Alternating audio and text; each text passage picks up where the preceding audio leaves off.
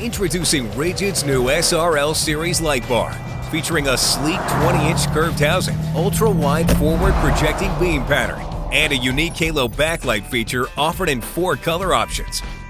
The SRL Series light bar's new optic combination projects light over 70 degrees wide, with more than enough distance to safely drive in low visibility conditions, making it the perfect lighting solution for most applications. The halo backlight feature is offered in red, white, blue, or amber, and is wired independently from the forward projecting light.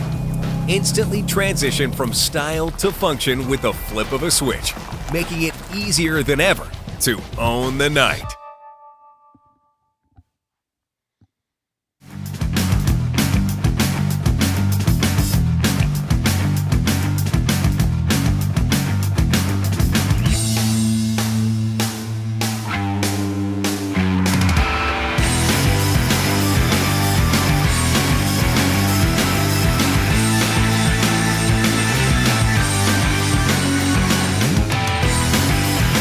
Some may have counted us out, but we're still here, you bastards.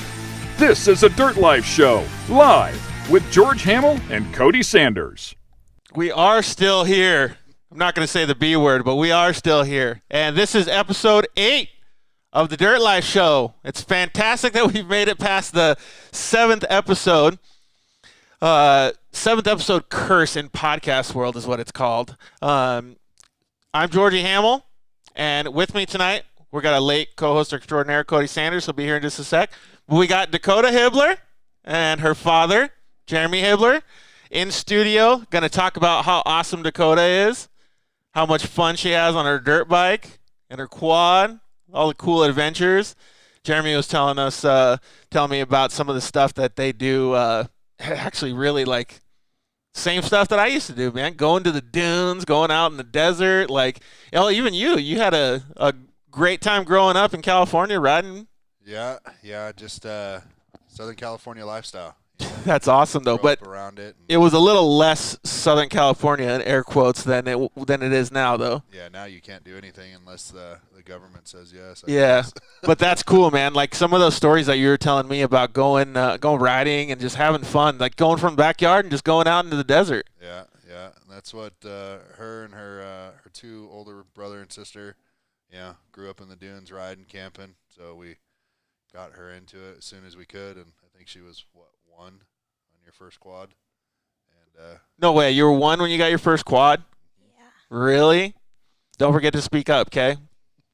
Yeah, that's pretty cool, man. So the only thing that I've seen 1-year-olds do is not necessarily ride quads, but I've seen them ride those little snowboards. Have you seen that? Yeah.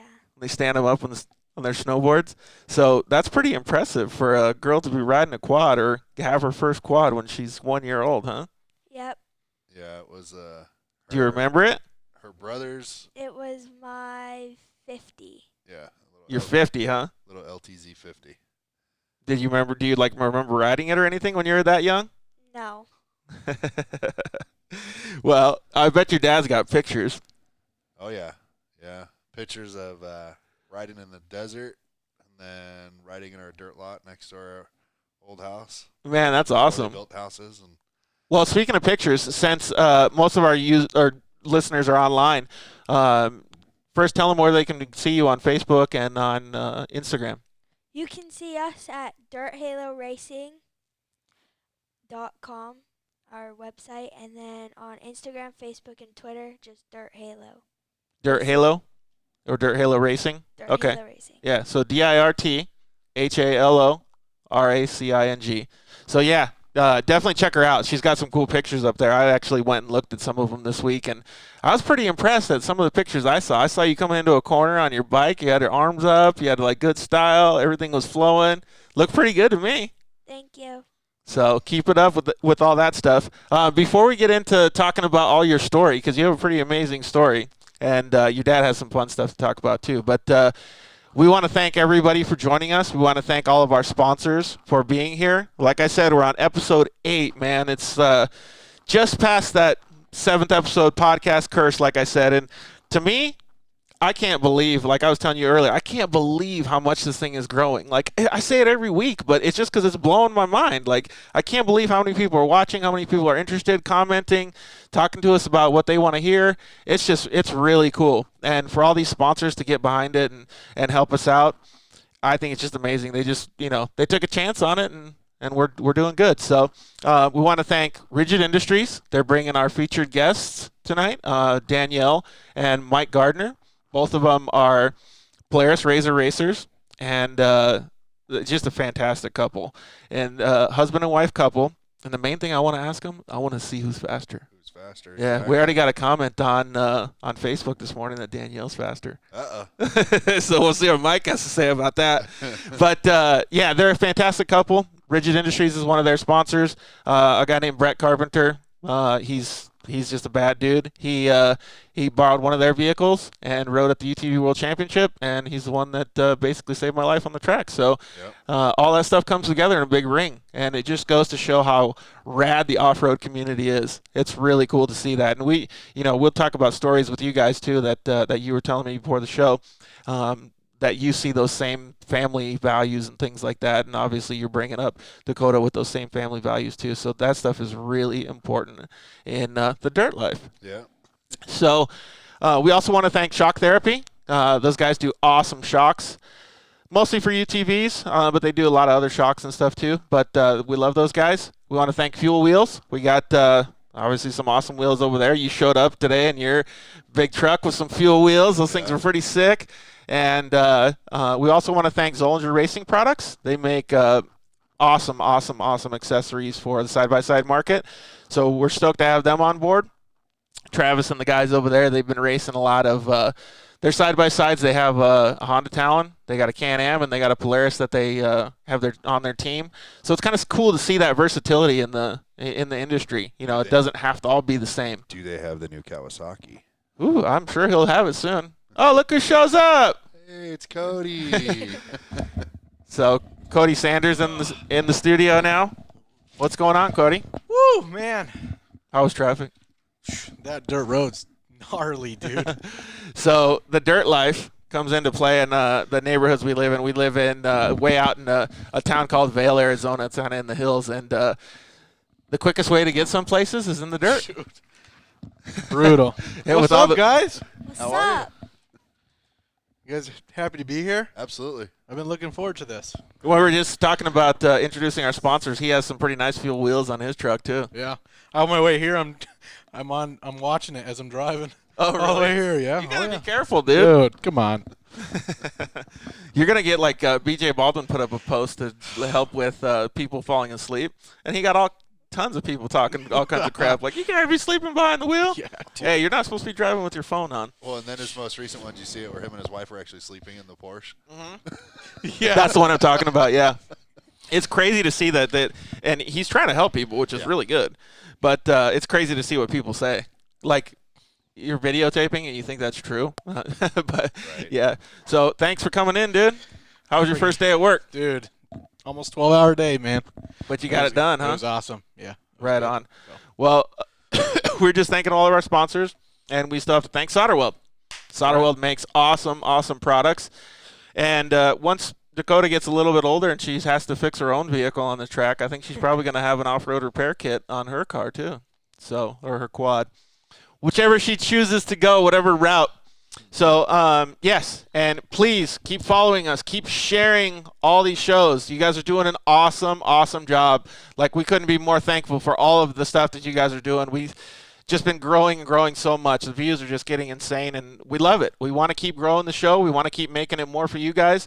So as much as you guys share, tell us what you think, too. Tell us what Cody and I could do better. Give us some subject matter to talk about. We got dune and desert season coming up. It's going to be one of our topics tonight, and we know you guys want to talk about that. So just let us know. Let us know your facts and stories and all of this cool stuff that you guys want us to talk about. You can always hit us up through the comments, through messages, through DMs, whatever you want. We see a lot of messages. We try to get back to everybody. Cody and I do our best job as possible. So without further ado, let's see what Dakota has to say. Uh-oh. Did you just have a race over the weekend? Yes, I did. Let's talk about that. How'd it go? Good. So Saturday, I was in a really Well, good battle. before you talk about your race, tell them what class you raced. What did you ride, your dirt bike or your quad? Quad. You rode the quad. What kind of quad is it? I have a Raptor 250. Whoa, 250, huh? Yep. That's a pretty big quad, man. That's awesome. And what class did you race? 250 to 400s. Cool. Wow. All right. Well, let's hear how it went. So Saturday, I was in a battle between 2 people. There was 5 in my class, and I ended up taking 2nd place overall with 10 laps. And it sucks because I got 6 seconds behind first place, so I was really close behind him. And then Saturday, it was me and another girl because everyone else was tired from the battle that we did yesterday or the day before that, and I took first. Oh, yeah. So you didn't get tired, huh? Nope. Sweet. Is that because you ride your quad a lot? Yeah. I also have really good endurance with And your running dad? a lot at school. Oh, right on. And your dad told me you drink a lot of water, right? Yep. Sweet. Keeping it in shape. Well, that's super cool. How was the competition then? It was okay. I mean, there wasn't really any competition that much for me because my competition was gone. Well, you had to catch up to the first place guy on Saturday. Yeah. So let's paint the picture. Yeah. Let's paint the picture. So she's raced 250 to 400 cc class for the last 3 seasons. Mm-hmm. And up until this year, it's been a pretty full class. Right. So first couple races this year, it was a decent sized class, and then kids started falling off for one reason or another, whether their bikes weren't ready or whatnot. So she kept battling. When we make commitments, we honor it. We go full season. So going into this last weekend up at Payson, she had the championship for the season already wrapped up. Well, 2 kids, one kid that didn't normally race in her division decided to step up into her division on a bigger bike, on a 400 LTZ. And then the kid that had been kind of chasing her for the better part of the season showed up, and he hadn't shown up for the previous couple races. Well, these boys like to... That was going to be my next question. They like to constantly downplay her abilities. Yeah. And downplay what she can do on the track. Yep. And so it's really kind of fun to watch when pretty much right out of the gate, and she's sitting right there behind them, they're looking over their shoulder. Yeah. And she has that instinct when she sees that, she kind of knows what's going on. Yep. So mentally she can play how she wants to race. And I think that actually it leads to an advantage, though, because you're already intimidating somebody because a guy doesn't want to be beat by a girl. Exactly. And so she's been dealing with it for a lot of years, obviously being as long as she's been doing this. But it's kind of funny to watch from a parent standpoint as well as a spectator. If you've never seen any kind of quad race, or if you've never seen even female race a male really at that level, it's kind of funny to see that they look over their shoulders, and there's sections that she's really good at, and then there's sections that obviously with just a smaller bike, there's some disadvantage. But she's always been one of those where she's consistently Quick riding. and the tight stuff and all that. Yeah, I mean, she put on a display through the whoops this last weekend that was pretty much comparable to like Eli Tomac. Wow. It was impressive, and I'm sure once the photos come back from the photographer, it'll be awesome to see. It sounds like you're not scared. Nope, not at all. I love it. Well, awesome. Yeah, so I have a funny story, too, as I grew up in the dirt as well. And so my sister did, and she's a couple years younger than me. But when she was little, she used to race a little LT80 quad. And when she would race, she would have to race against the little guys on their dirt bikes. And she was the only girl out there. And she was pretty, like, had a lot of the same personality traits Dakota has. She wasn't scared. Like, she would see us go through, as a couple years older on, like, 80cc dirt bikes go through whoops and stuff. And she would try to do the same thing on a quad. I can't tell you how many times she fell off, but she was really fast. And I remember one kid coming up to her and go, like, after the races, and they were little kids, and he just goes, "I'm going to beat you, girly," and got, like, red face and, like, walked away and just all stomping his feet. Yep. Yeah, and we like I said, we've seen it a lot, and progressively as she gets older, it's just getting it's almost comical from my standpoint to see what these parents are willing to do so that their kid doesn't lose to a girl. Yeah. But it just attributes to what she kind of puts into her program. She's dedicated, and she's not going to step down. She uses it as motivation to do better. Do a lot of other girls ask you like how you're so fast and how you get good and how to be like you? Not really, because there's not a lot of girls that actually do it. How about at school and stuff? At school, they don't really care because they're not into industry. Yeah. So they're into soccer, volleyball, or they're the cheerleaders. Do you still have a lot of friends at school since you're into motocross and quads and stuff? Yes. Awesome. What's your favorite subject in school? My favorite subject is science because when I was little, me and my sister would always just make things blow up or Uh-oh. this and that. Daredevil. And then physical education to help with endurance on quads and dirt bikes and everything like that. I like how you think. Putting That's all good. this, making schoolwork work for you. Yeah. That's smarter, not harder. Yep. And so you have a lot of friends at school. Do any of them come to the races and watch you or no? No. No. That's not true. You had what's his face that showed up to a couple races. What's his name? Mason. What's the kid- Mason, what's the- huh? what's the kid that lives? Uh-oh. Oh, up the street. Mason. Maddox? Maddox. That's his name. Oh, sorry. Maddox. So his family dunes as well. Okay, But so they got that in common. yeah, but one race, all of a sudden I'm setting up and this little boy comes out. He's like, "Hey, where's Dakota?" And I'm like, "Who are you?" And he was Yep. like, "Oh, I go to school with her." And I'm like, "Oh, right on." That is and cool. She told me who he was eventually, and then we ended up running into him at a dune event one year. And Does he have a quad too? No, he does dirt bikes. He does dirt bike. Yeah, he. What do you like better, the quad or the dirt bike? I haven't quite decided yet since it's my first year on my dirt bike, so I'm still getting used to it. I don't know. I think you're pretty used to it when I saw some of those pictures, man. You look like you were riding pretty good. Well, that's really cool. So what are some of the races that you've done that have been your favorite races? Do you have any battle stories or wins or anything that you've really pops in your head? My first race was probably one of the best races. I ended up getting third out of 5 or 6 people. I was really excited since it was my first ever race. Yeah, that's cool. I can't say that very many people get third their first race. Yeah. Most of them are just stoked to finish, so good for you. Thank you. And you did that on your quad? Yes. Sweet. what quad was that? My TRX 90. Yeah. So, since I asked what your favorite subject in school was, the reason I asked that was because there's a lot of subjects that you can use from school in racing. Has your dad taught you some of that stuff? Like math goes a long way when you're trying to figure out where to apex a turn, how fast you're going to go, how much horsepower you're going to lose, all that stuff. So when we were talking about it actually on our way over here, he said, "You don't need to use that for anything." I was like, yeah, right, whatever. Well, science, math, and all those subjects are really, really good, and they can teach you a lot depending on what you're going to do with your career. But it sounds like you really, really like the science stuff. Yep. Yeah, she likes tinkering with all kinds of just weird stuff. Yeah. You working on your own bike yet? Nope. You washing your bike yet?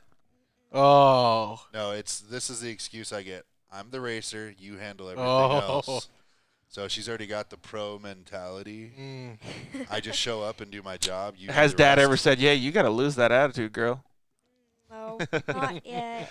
Well, that's cool. I'm glad that your dad helps you. And that's part of the reason that we started this show called The Dirt Life, because it shows how good of a family that you have with you. Have all the support from your parents, from your school friends, grandparents, and everybody's devoting themselves to go to the races with you on the weekend, right? Yep. Don't you think that's pretty cool? Yeah. Yeah, you guys do a lot of traveling, a lot of drive time. I remember when you Everywhere. guys, I've been following you guys, I think, since the first season, huh? I met you guys through Conway, and then, So that was probably 3 years ago. Yeah. So you met us about halfway through. yeah, okay. It was the first year she started racing on her 250 because we had a race actually That's right, down in that's Tucson. right, that's right, that's right, And, yeah. I think we'd met you at an event up north. Yeah, And Yep. since then, yeah, Cody and 520 side-by-side group that he runs, a lot of support. A lot of those people got behind her, cheering her on at races. We'll get random comments from Yep. members, and Yeah. so it's super cool because it's people we've never met. Yeah. Yeah, and that's again why we started the show. Like the dirt life just has that big community. And I mean, we could even talk about the sand life too. I mean, like Oh, yeah. everybody with the dunes and everybody, it's like when you go out there, it's like everybody is literally like on the same playground with the same goals and objectives. It's everybody loves each other. You know what I mean? Like occasionally you get some squirrel out there or something, but like for the most part, it's really awesome. I love that. And Dakota, you should be pretty proud of yourself for doing such a good job and paying all these people back that are supporting you. Yeah. Do you have other Awesome. people that support you too?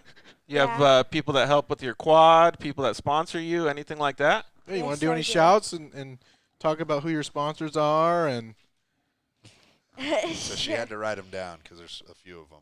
So we got Absorbis USA. We got Action Sports Canopy to help with protection over the sun. We got Action Sports Canopy is a really cool company too. Yeah, we work with Dave. He, if you guys have ever seen anything on our website or any social media, the display is the focal point. And Oh, that's- yeah. that's what attracts Yeah. not only people to the booth, but it kind of brings attention to what she's all about and what she's doing. Yeah, absolutely. The and- better you look, the better you can get with sponsors. It makes it easier. and we got ASV Levers. We got Alba Racing. We got Bar Diamond Clothing. We got Blood Lubricants to help with everything pretty much. We got BRM Off-Road Graphics. We got DP Brakes, Fastco Flex Bars, Flow Vision Goggles to help with on the track and off the track sunglasses and goggles. We got Forworks Carbon, Fly Racing to help with all of your gear.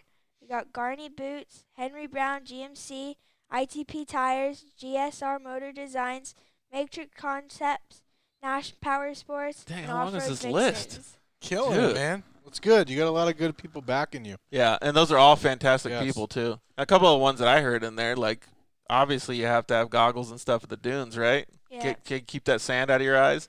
And those guys at Forworks make some pretty cool carbon stuff. I'm just a super big fan of carbon fiber. I love carbon fiber. So that's really cool that you have all those sponsors. Was it pretty cool for you to have all those stickers and people talking about you? Like, oh, we'll help you out. Yeah, it was. That is cool. I remember when I got my first sponsors, it was like, what? You think I'm cool? So yeah, her first sponsor actually, it was really funny. I think it was like her 4th race ever, and this guy comes up and he's like, "Hey, I'm gonna put a sticker on her bike because it was completely blank. I'm gonna put a sticker on her bike and don't worry about paying the rest of the season." Wow. That's so badass, dude. It's kind of funny because I didn't even know the guy, never met him before or whatnot, and then come to find out he runs like one of the biggest cement companies in the state, and he was just like, "I love it," That's young awesome. little girl, she's so racing, cool. Yeah.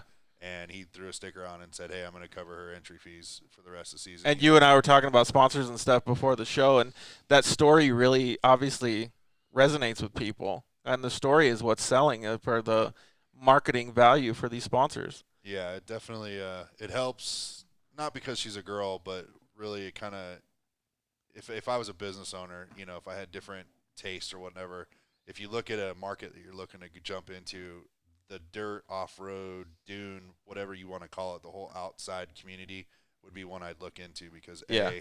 everybody looks out for each other, everybody has the same interest, and 95% of those people grew up in a family-based environment to where it's everybody's doing it for the same reason. Yep.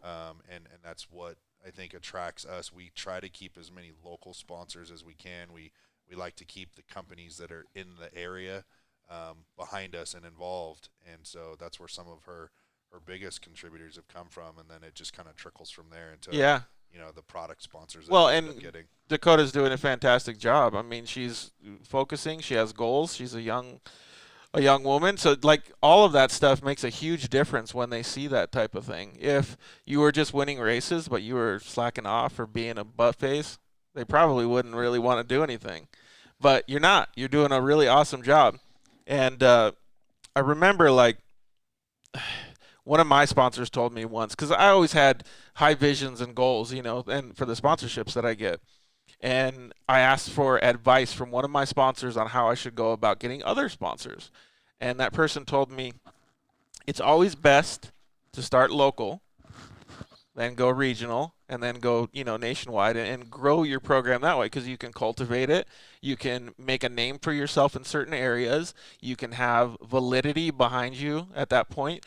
And most of all, you don't have to owe a big company anything. You can learn how to support those little companies and then grow into a big company when you have that big platform to show. So it makes a big difference when you have to cultivate it like that. And I think you're doing a fantastic job. You're focusing on the racing. I think you should work on your bike a little bit more. But me too. It yeah. would save me some time.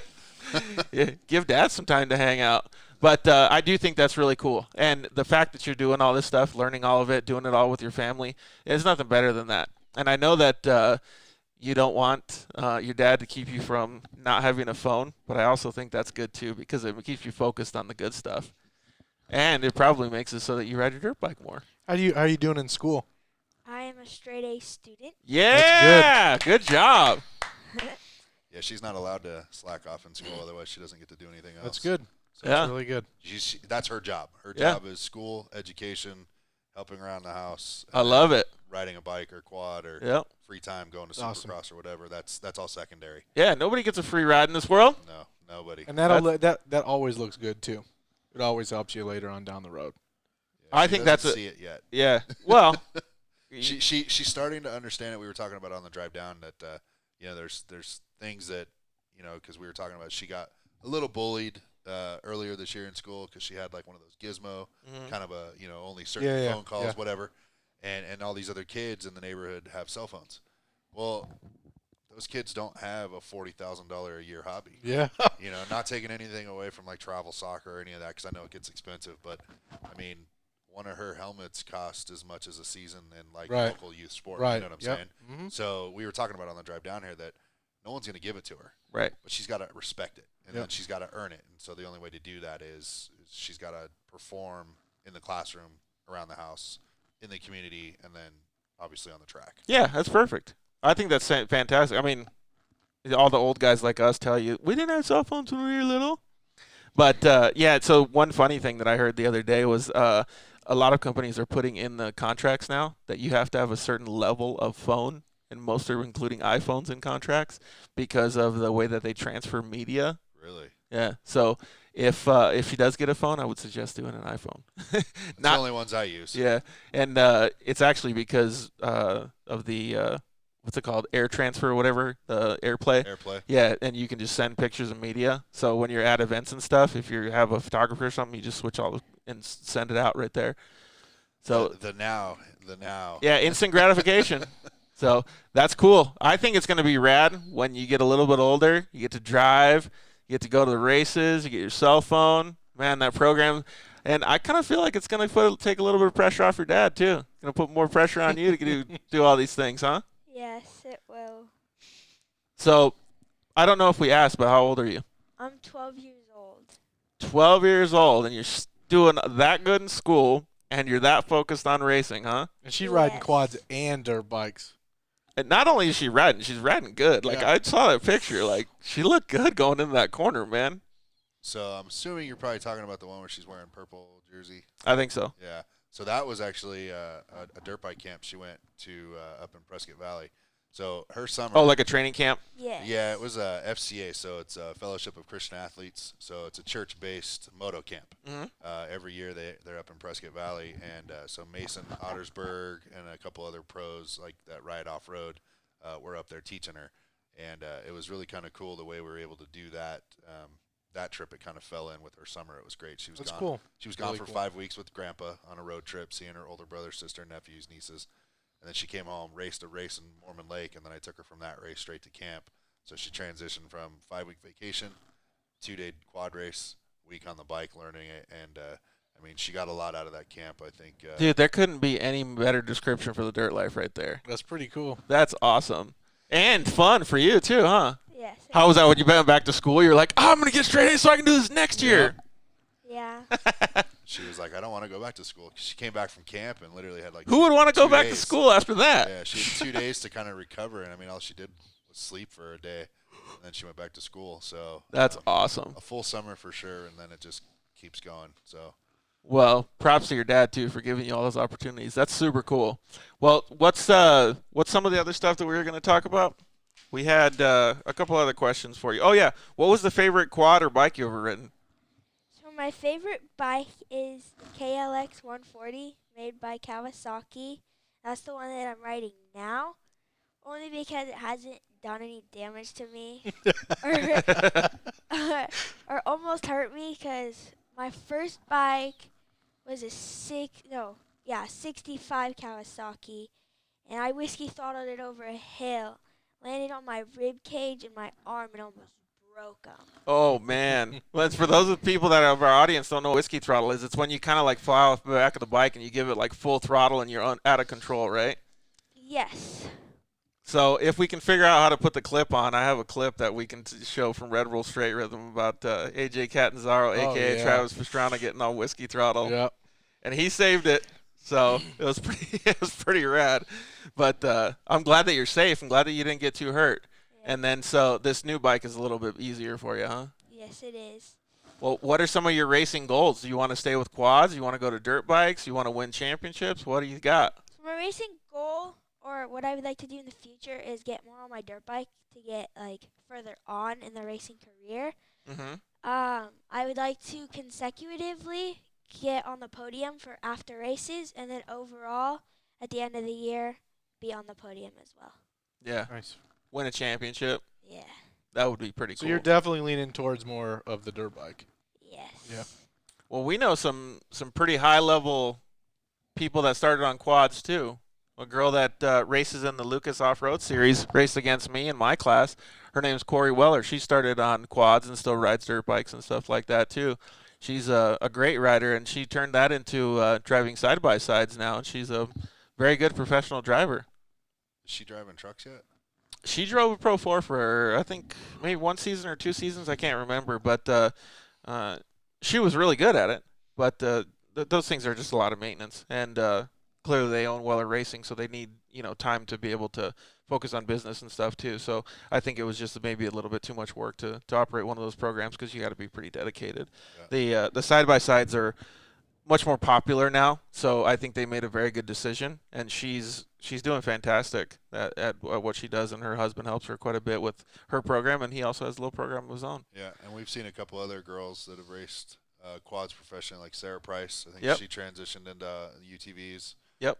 Sierra Romo with Romo Motorsports. Yep. She was, she's only a couple years older than her, and so she did quads, and now her and her dad, I think, both race. Yeah. Razors, Lucas Oil, Best in the Desert stuff. Yep. So and they do a great job, and they're fantastic people too. Yeah, we tried to mimic those that we would want to kind of follow when she started going and started doing this. It's like, let's pick females to follow, and obviously Corey being a local up in the Phoenix area. Yep. Watching her program, and then some of the other girls across the country, and we have some friends that their daughters race GNCC back east. That's cool. So they're always keeping total different form of racing through the woods and stuff. Oh yeah. And they keep an eye on us. We keep an eye on them, and hopefully maybe next year she'll be able to get back there and race a national. And how cool would that be? That's gonna be like a totally different world. I don't even know how you could practice that out here. No. Maybe up in Cinders. You know what we used to do? Maybe. You know what we used to do sometimes? Like my buddy from back in the day, his name's Scott Conley. He was an amateur kid growing up, and I would go stay in Yuma and do like summer training camps with him. And he said one of the things, he goes, "All right, go through some of these bushes and wait till a rabbit pops out. And you can't lose this fucker. You have to stay behind him. You go wide open through the fields. Oh, man. And you can't hit rocks. You just got to chase the rabbits. And you have to do it for as many minutes as possible. And whoever gets the best amount of time, like the longest duration chasing the rabbit before it bails out on you or before you make a mistake, wins." That's So, a good way of training, actually. dude, it was nuts. I lost every single one of them. He wasted me. But afterwards, I was like, holy crap, I'm going to start doing this. I mean, it's I hard never when even you thought have about that. well, and it was in Yuma, so it was a little easier because it's a more open. But for the most part, it was like a totally different world. It was like, how do you go somewhere where you have no idea where you're going? Because all of a sudden you're turning and then you're whipping it. Like, it just connects things that you have no idea. So maybe you should practice, see where you could practice Chasing the the woods. rabbits. Chase rabbits. Don't run them over, though. You're not allowed to run them over. That's a really good idea. Can you imagine if people did on side-by-sides? It would be so wacky. There'd be too many of them up on their roofs. Yeah. Do you have a favorite female driver that you follow? Or rider? My favorite rider is Eli Tomac. What about a girl, though? I don't have one. No? You should say me. What about Vicky Yourself. Yeah, that's all you. Golden? What about Vicky Golden? I mean, you've known her for how many years? Yeah, her.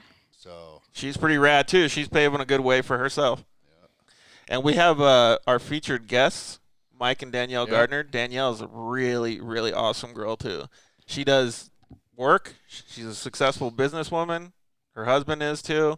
They both have Polaris, sponsorships. They have good sponsors just like you do.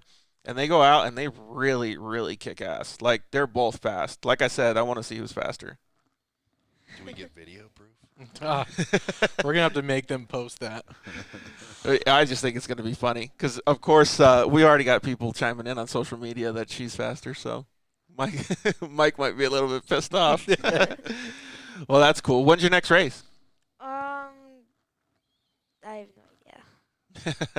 So we're done with the current quad season. I mean, there's 2 more events to do, but How'd you guys do this season? Pretty good? Yeah, she ended up being the overall champion. Nice. In her 250. Congratulations. class. That's awesome. Dude, that's so cool. Did you get a badass trophy, too? Yeah. We'll see what they come up with this year. Every year they do something different. Mm-hmm. I think a couple years ago when she won. Oh, the you got to go to an championship- awards banquet or something? Yeah, and they usually do that after the last points race. But so a couple years ago when she won her first championship, I think they gave out like gear bags. That's really cool. And then a cool like trophy.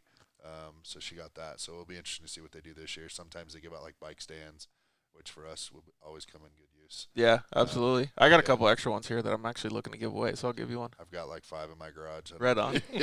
So Matrix Concepts actually keeps those plentiful. We've got a bunch of the A2 stands. And, Sweet. yeah, they keep the bike tires off the ground and makes it a little bit easier to work on. So, Well, it's going to make it easier for Dakota to work on in the future. yeah, Yeah. exactly. You're going to have to get involved in that sometime. Hey, so one of keep my going. worst things that I just didn't like doing was changing air filters and cleaning them.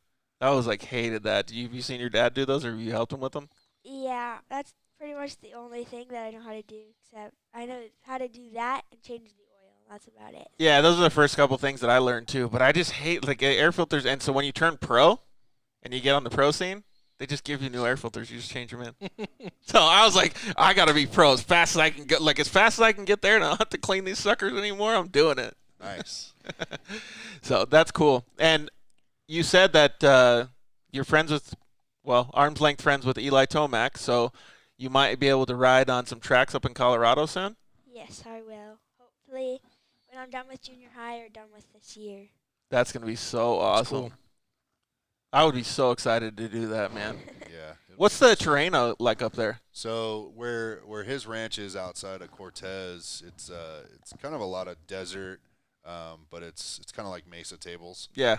So he's got a good mix of everything there. And then I think where we're looking property wise, it's a little bit more mixture of mesa, and then you've got forest. So it's going to be a good mix. A lot of clay, so nice dirt That's nice. to groom a track. Yeah, and they probably have different temperatures and stuff like that. So yeah, it's so nice. it's not as cold as Denver, obviously, because you're not as high up. Right. But it's not as hot as, let's say, the floor down here. So they have a good, I think right now their average temperature is in the 50s, 60s. Oh wow. So decent type weather. So it would be perfect for her to, ride and train at a higher elevation, A, and then B, be able to be out there like this time of year and not have to worry about, sweating to death. Yeah. Yeah, Oh, yeah. exactly. Man, that's cool. And so you're gonna race what series next season? We don't really know, but we want to go national and then go back towards Southern California for dirt bikes. Yeah, I remember that your dad was talking about doing some of the dirt series. That series is pretty cool in Southern California, especially because they ride on the moto tracks. Yeah, we were approached by the guy that does those, and he was asking if we've been to California to race, and I Right. said no. I mean, didn't know there was really a big quad scene. I mean, obviously. Has Dakota done any races in California then? No. No? Well, I mean, with the exception of Blythe, Yeah. so That'd be really cool to break her in that scene though, because that scene is bigger and it's got different quality of riders, I guess you could say. yeah, And that's what we're kind of looking for, is to kind of change up, what she's up against and kind of see. It's another stepping stone, 'cause kids out in California, obviously, the temperature allows them to ride almost every day, all Right. year round. And so different series, different tracks, different people to go up against, different families to meet. The vibe and everything, yeah, it's really Yeah, cool. And so- those tracks are super fun. It's like nothing that compared to, well, it's different than Arizona for sure. And those, I remember when I first went to California to start racing, it was like me going to like Disneyland. I was like, oh my God, these places are so cool. And there's 10 tracks I can go to. And I just want to keep coming back. Like, how do we get back here all the time? So you're going to have a good time. Yeah, she's looking forward to it. So we'll see if we can fit. We're going to try to do an entire series commitment-wise in Southern California for both the quad and the bike. Wow. And we're going to try to do a full commitment to more of a regional West Coast and see what that kind of falls into. Is right now I have a spreadsheet for all the schedules of all the different series as I'm trying to put together. Dang, you're pretty serious getting out crazy. the spreadsheets, man. I got to plan for it so I can plan my vacation days, plan my sick days. Sorry if my boss is watching. But I have to make sure that I can take the time off and let school know ahead of time, because we're not going to let her school suffer. Yeah. A couple years ago, we got one of those letters from the district. Hey, Oh yeah. Well, your yeah. kids missed so many days of school, yet she was on principal's honors. All that stuff is so important Yeah, still. so they were like threatening. Oh, she's missed too many days of school. Well, I'm sorry, we do a sport that Yeah. is not Yeah. after Oh, yeah. school. Do they, will the school district allow anything? Like in my case, when I started racing at a little bit higher level, they allowed me to take certain days off and take some of the work on the road. My parents didn't necessarily like that, but it actually worked out pretty good in hindsight, because we were able to, clearly she's smart, so we were able to still keep up with the curriculum and, with all the students, and I was still there 3 days a week and things like that. So it worked out pretty good. Yeah, so elementary school-wise, like the school principal and all the staff and all of her teachers knew who she was, what she did, and why Right. she would be leaving school. So they had no problems with the curriculum. Junior high, we're still transitioning. Yeah. Some of the teachers said, hey, we only do quizzes on Fridays and there's no makeups. Yeah. And so it's one of those where we send an email like, hey, I'm not trying to be that parent, like, excuse my kid on a Friday because I'm going to go to, Right. Hawaii or Rocky Right. Point with my kid every weekend. But hopefully at some point, the faculty will get behind it and understand that Yeah. we have to maintain what we're doing, because it's a commitment, not only financially, but because we have partners with sponsors and, Well, and marketing the people. biggest part for them is it's teaching life lessons. Exactly. Yeah. And so we want them to obviously, hey, give us the material. She can do it in the truck on the way out. Right. or, It's you just know. a little freedom that you need to be able to still continue that education. Yeah. Well, that's fantastic that you guys are going through all that, and cool boss, man, to let you guys do all that stuff. So, it resonates with me, because we did all the same stuff Yeah. growing up, Like every time we had to go on vacation, my dad had to get off work, or, my mom or whoever it was, and it's just the schedule, man. That schedule, that Excel spreadsheet is like your lifeline, your blood, You have to keep that going to keep the dream alive for Dakota. Oh, yeah. Yeah. I showed her last night what we were already looking at, and she's like, what is this? Yeah. I said, this is potentially what you got to do. And it's right now it's that transition, because no one has really their 2020 schedule out yet. Right. So it's, I've got what's left of 19 on the board, and, trying to figure out what's next, and then to plan 2020, it'll be just, plug and insert kind of a thing. But we'll see where 2020 takes us, and That's what awesome. what she can step up to different competition and see what that's like. That's You going to be have, so awesome. You're starting a business now, from what I hear, huh? Yes. You're gonna buy your dad a new truck? Is that the plan, or? No. She's going to buy her first one. Yeah. What's the business? Dirt Halo Racing Okay. You have the other company. and Dirt Halo Industries. Okay. So what are you? What is it? Explain. So Dirt Halo Racing is me. It's my initials, Dakota Hibler. Started out with us always being in the dirt, and then us being Angels fans and them having that halo. So we decided, why not Dirt Halo? And then it kind of just started getting bigger and bigger, and we were like, what's the point? If it's going to be our name, why not make it truly our name? So we're going to start it. And we have stickers, so if you guys want some, go to dirthaloracing.com, and you guys will be able to get them. And yeah. They're pretty What's- cool stickers too. Yeah, It's a cool logo. I remember when you guys started it. Get out there. Well, how much are they a piece? They're $2 each. Get out there and buy them. $2 each. Support the family. Support her racing. I know before they leave tonight, I'll be buying a few, huh? Yeah. Yeah, I think she brought some, and then she took some to the races, and then we've gotten some other ones that have sold. We sold her first one online the other day. Really? Awesome. So that's great. It's funny. Dirt Halo, obviously, with her initials, started out, but it was a true family. Bond. It was a true family project. So her older sister actually drew the first logo. Oh, wow. Cool. And so That's that's really the original logo that we use with Dirt Halo. It started out as Dirt Halo Industries. And so we were thinking, that could turn into something bigger and down the future. And then the racing entity kind of took off on its own, obviously from a marketing and sponsorship program, whatnot.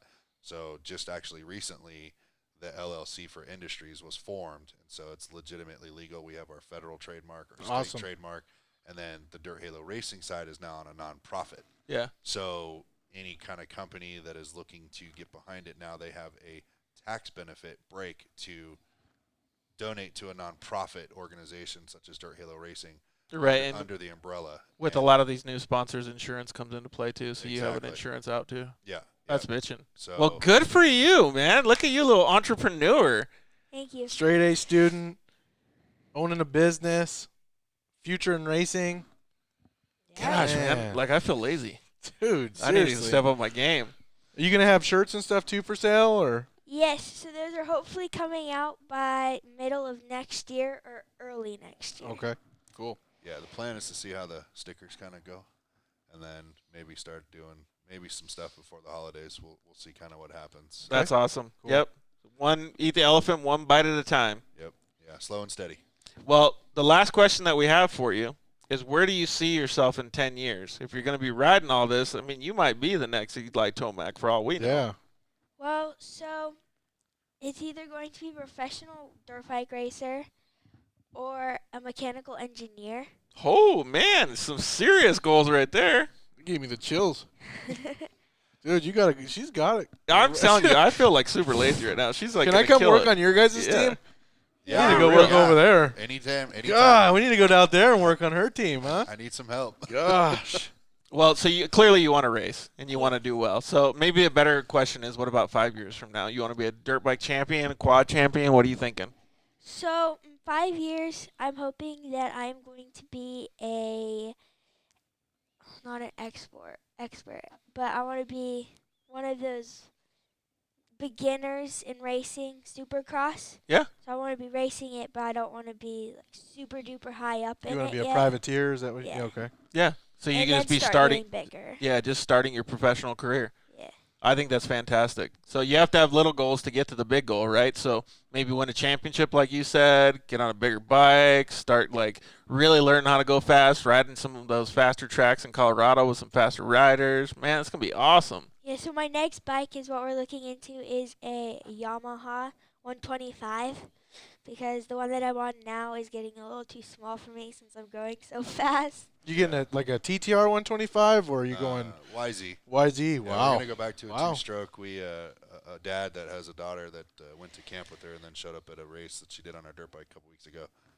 We were talking about dirt bikes next, and his daughter kind of went the same path. Cool. And so, relating to what she had gone through, we were talking about KX85, and he's like, "You're gonna get 3 months out of it." Yeah, I might as well just jump all the And way. then he was like a 100, Yeah. maybe 6 months. And so I was like, 125 scares me to put her on a bike like that. But Yeah. if she can reach it, I figured, well, maybe that's the best plan because it's a 6-month learning process with suspension and Yep. tuning the bike and really learning what that bike can do. And then the last 6 months of having that bike under her before she starts going crazy with it, then she can really get into it. So And depending on how comfortable you are with her skill set and stuff like that, they actually make things now that limit the actual, I don't know, Speed. percentage that you can twist the throttle. yeah, so there's throttle limiters. Yeah. There's all kinds of screws and stuff that you can do to limit what Yeah. they can do. But yeah, so you can dial them down, which What's your, obviously- like, you wear all the safety gear. Do you wear a neck brace and all that stuff, or what do you usually wear? So on my dirt bike, I wear knee pads, chest protector, or roost guard, whatever one you want to call it, and then neck guard, helmets, and goggles, Sweet. and then obviously gear, and then boots. On my quad, since it's 4 wheels, you don't really fall that much. you normally flip over or do this and that. So I don't really wear my knee guards, and I pretty much wear everything else. Yeah. That's cool. That's just like a personal preference. A lot of guys wear knee braces and a lot of guys wear knee guards and stuff like that, just whatever you feel like. Well, I'm glad you're staying safe out there. I'm glad you're doing so awesome. And like I said, I'm a little bit probably wake up tomorrow and do some math and like just make myself feel a little bit better since you want to be a mechanical engineer.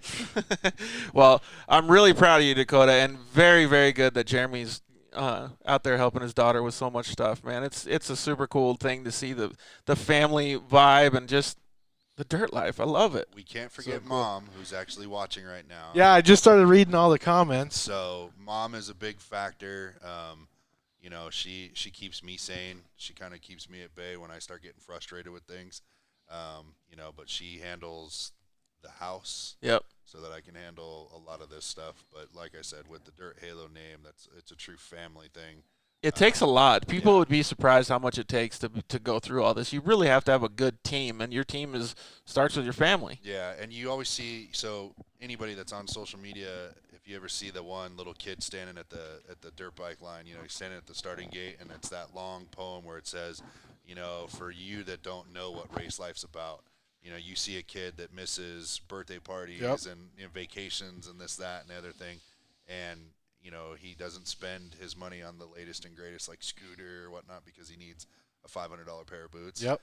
Until somebody really gets into the sport or even the lifestyle and takes a minute to kind of take it in, they're never going to understand it. So from an outsider's perspective, which I'm sure there's some that are watch the show, give it a minute. Take a step, and if you want to come see what it's really like, come join us one weekend. Yeah.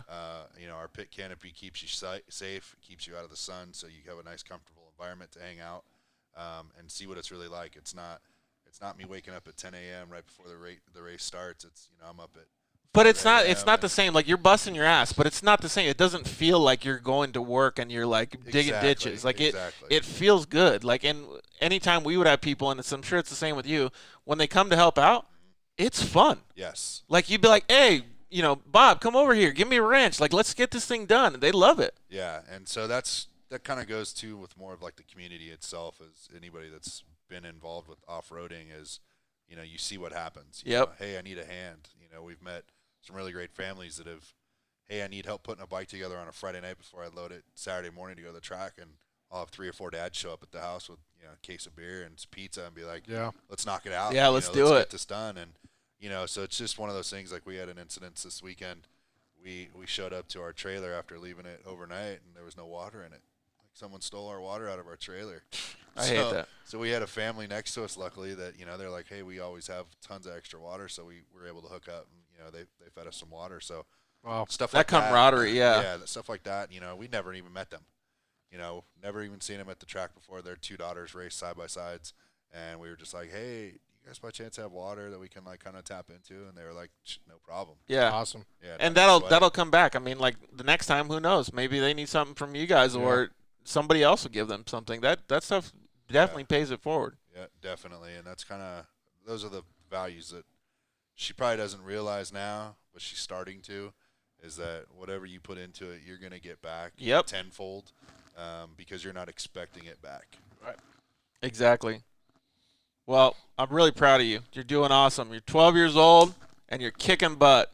So good for you, your dad, mom, sisters, who I don't know if you got brothers, but everybody, they're all helping out, grandma and grandpa. So keep kicking butt and keep us informed on what's going on. Let us, you know, see it on social media. We want to see all the new sponsors for next year. We want to see everything. Yeah, those will be listed here soon.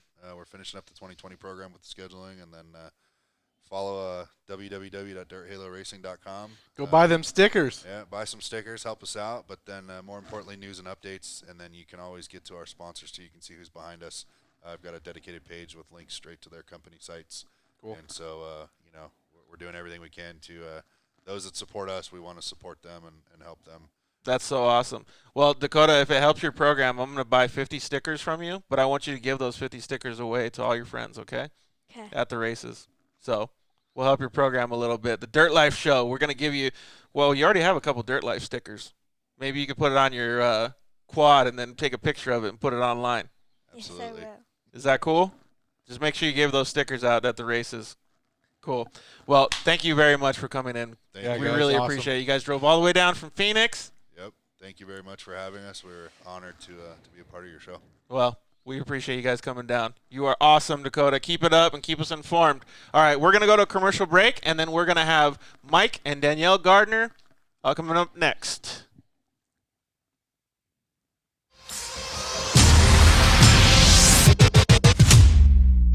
For wheels and tires with the most style, function, and innovation, look no further than Fuel Off-Road. From stock to lifted, dually to trophy truck, and UTV applications, Fuel Off-Road offers the most complete lineup for your next adventure. Whether a weekend warrior or racer, you can't go wrong with Fuel's massive line of trail tough truck and UTV wheels and tires. Good looks, better prices, and the absolute best range of styles and applications. Find us at fueloffroad.com.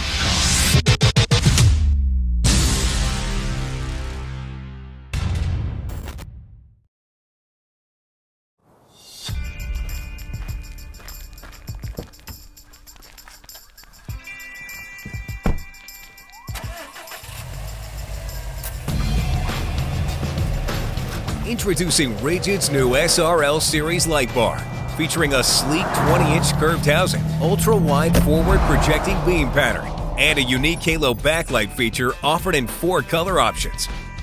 The SRL Series light bar's new optic combination projects light over 70 degrees wide, with more than enough distance to safely drive in low visibility conditions, making it the perfect lighting solution for most applications.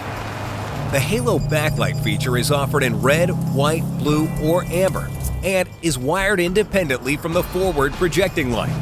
Instantly transition from style to function with the flip of a switch, making it easier than ever to own the night.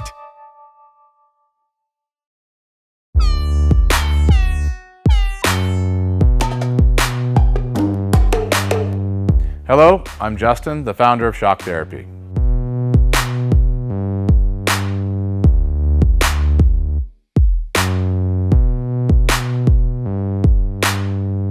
Shock Therapy has been around for 5 years, but we have personally been tuning suspension on off-road cars and race vehicles for over 25 years. We tune between 10 and 15 cars per day, every single day of the week.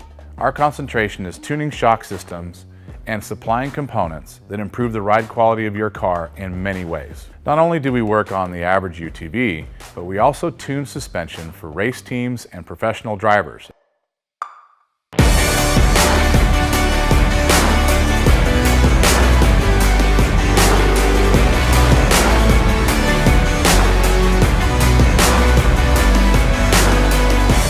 We currently tune for over 87 race teams in Best in Desert and Score.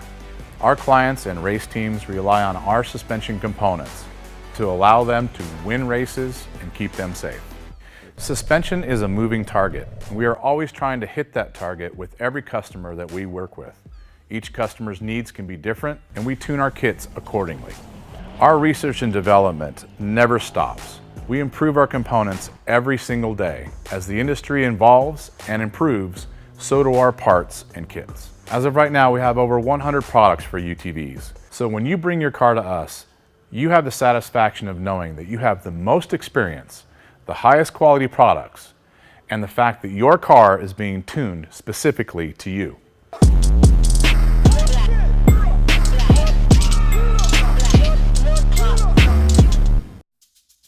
Hey guys, George Hamill here to talk to you about one of our sponsors, Solder Weld. Who is Solder Weld, and what is their impact on the off-road community? Well, some of you may have seen Solder Weld's booths at the races, Lint 400, Vegas to Reno, Score and Snore events, and the UTV World Championship. You're seeing their stickers and sponsor wraps on more and more racers' vehicles every year. But who are they, and what do they have to offer us as off-road enthusiasts? Well, late last year, Solder Weld introduced their new off-road repair kit to the off-road industry and sold out their first week. The interest was overwhelming, as many off-roaders already knew of Solder Weld's aluminum radiator repair rods, and now they were included in a convenient carry kit in camo or black. If you're a racer of any type or off-road enthusiast like myself, you're going to want to take a close look at this product. Solder Weld has combined some of their most elite products into one small kit that fits perfectly under your seat, or strapped into your roll cage and allows you to make some insane fixes anywhere you go. How many of us have been in a race or out on the trail and got a rock chip in a radiator or a brake line?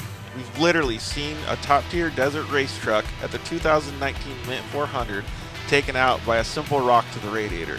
If they would have had an off-road repair kit on board, they could have been back up and running in just a minute. The kit includes everything you need to work on dirty aluminum, stainless steel, copper, and many other metals. Solderwell's cutting-edge technology allows you to make these fixes with extremely low heat and incredible high tensile strength, leaving you with a lasting fix every time. Don't be that guy who broke down on the side of the trail. Get your off-road repair kit today. Your friends will thank you.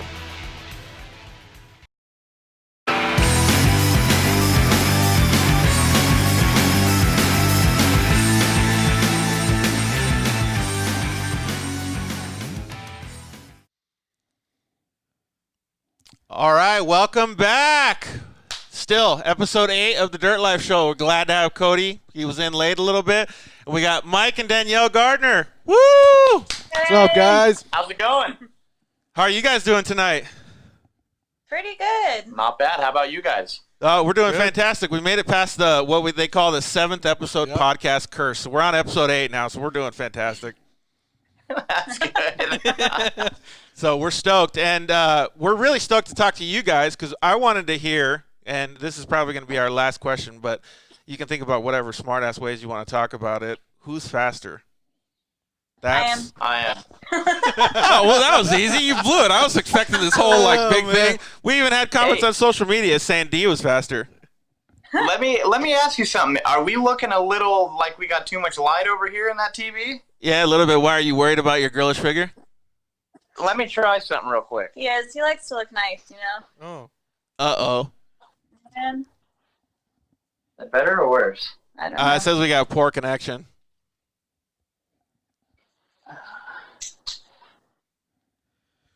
Our light, we don't really have lights in our room. We're still trying to get things figured Oh, out. that looks a little bit better. There you go. There it goes. Did I go back? The way that it was before. Yeah, just like that. Perfect. Better? Yeah, it's much better. Okay. Oh, wow. Mike looks fantastic. You looking great, dude. Oh, thanks, man. You too. I like the lighting. This gives accents everything a little bit better. You know what I'm saying? Let me see if I could turn that a little bit. Well, thank you guys for coming on. That's I really do perfect right appreciate there. it. That's So good right there. All right. we wanted to just have like a little garage talk with you guys today. So we just had Dakota Hibler on. She's still here. She's watching. She's going to talk with her dad a little bit and us after the show. But she's an awesome little girl. She's 12 years old, and she's racing quads. She's starting to get into dirt bikes, and she wants to be a champion. And well, I think the best part that she said all night was she gets straight A's. Yeah, I saw that. Good grades and straight A's is a very important thing to do in life. Yeah, And our 100 business owner. yeah, 100%. Well, I think she's doing fantastic. And did you, Danielle, when you were growing up, did you have ambitions to be riding dirt bikes and quads and stuff? Like, how'd you get into it? To be completely honest, I grew up in the snow. So I grew up skiing and snowboarding, and I didn't get to experience anything in the desert until I met Mike when I was about 20. Yeah, something like that. Yeah, and he grew up racing dirt bikes and everything, so he tried teaching me, and I wasn't very good at it. And then he rented a RZR, and I just fell in love with that. So that's kind of how that all got started. But Oh, you really I've liked always it? Was it because it was more similar to what you were used to, driving a car or something? maybe I don't know. I just I've always been super competitive, and even being on the mountain, in my own head was racing everyone down the mountain, whether they knew it or not. Yeah, so you kind of learned that competitive spirit being on the snow. Yeah, so I mean, like I said, I knew I've always been super competitive. I've always kind of been, I love adrenaline. I love going fast. So I definitely grew up with that, and that was something that my dad and I always did together, and, he's the same way. So once I started racing, he was so excited because it's, he loves it. And even when she skis, she only knows 2 speeds, and it's 0 or 100. It doesn't matter what it is. There's no middle. Really? She's either, she's out of control. It's like a switch flips in my head, and I just I don't know. I just want to go fast. What when you have that switch? Because I feel you on that. But when you have that switch, how do you get the skill set to go in between? Where do you go from skill set 0 to skill set 100? How do you work your way through that? She's got no brakes. A lot of practice, and let me tell you, I've rolled my car so many times because I push it over the edge. So it just took me years of kind of figuring out where my edge was and how far I could push it in certain things. And it was just staying consistent and just keeping up with racing and driving and, making sure that we weren't taking long breaks away from it and that I knew my car and how it worked and everything. Yeah, that whole practice makes perfect mentality or whatever it is. That's really, that's really, and you obviously had a good teacher. Yeah. Sorry. If I said that, I just heard good teacher. Oh, man. It seems like our connection's a little slow or whatever. I don't know if you guys have good Wi-Fi over there. Here, let me try something real quick. So, let's see if that's better. Okay, cool. Well, when was the first race that you had, Danielle? It was.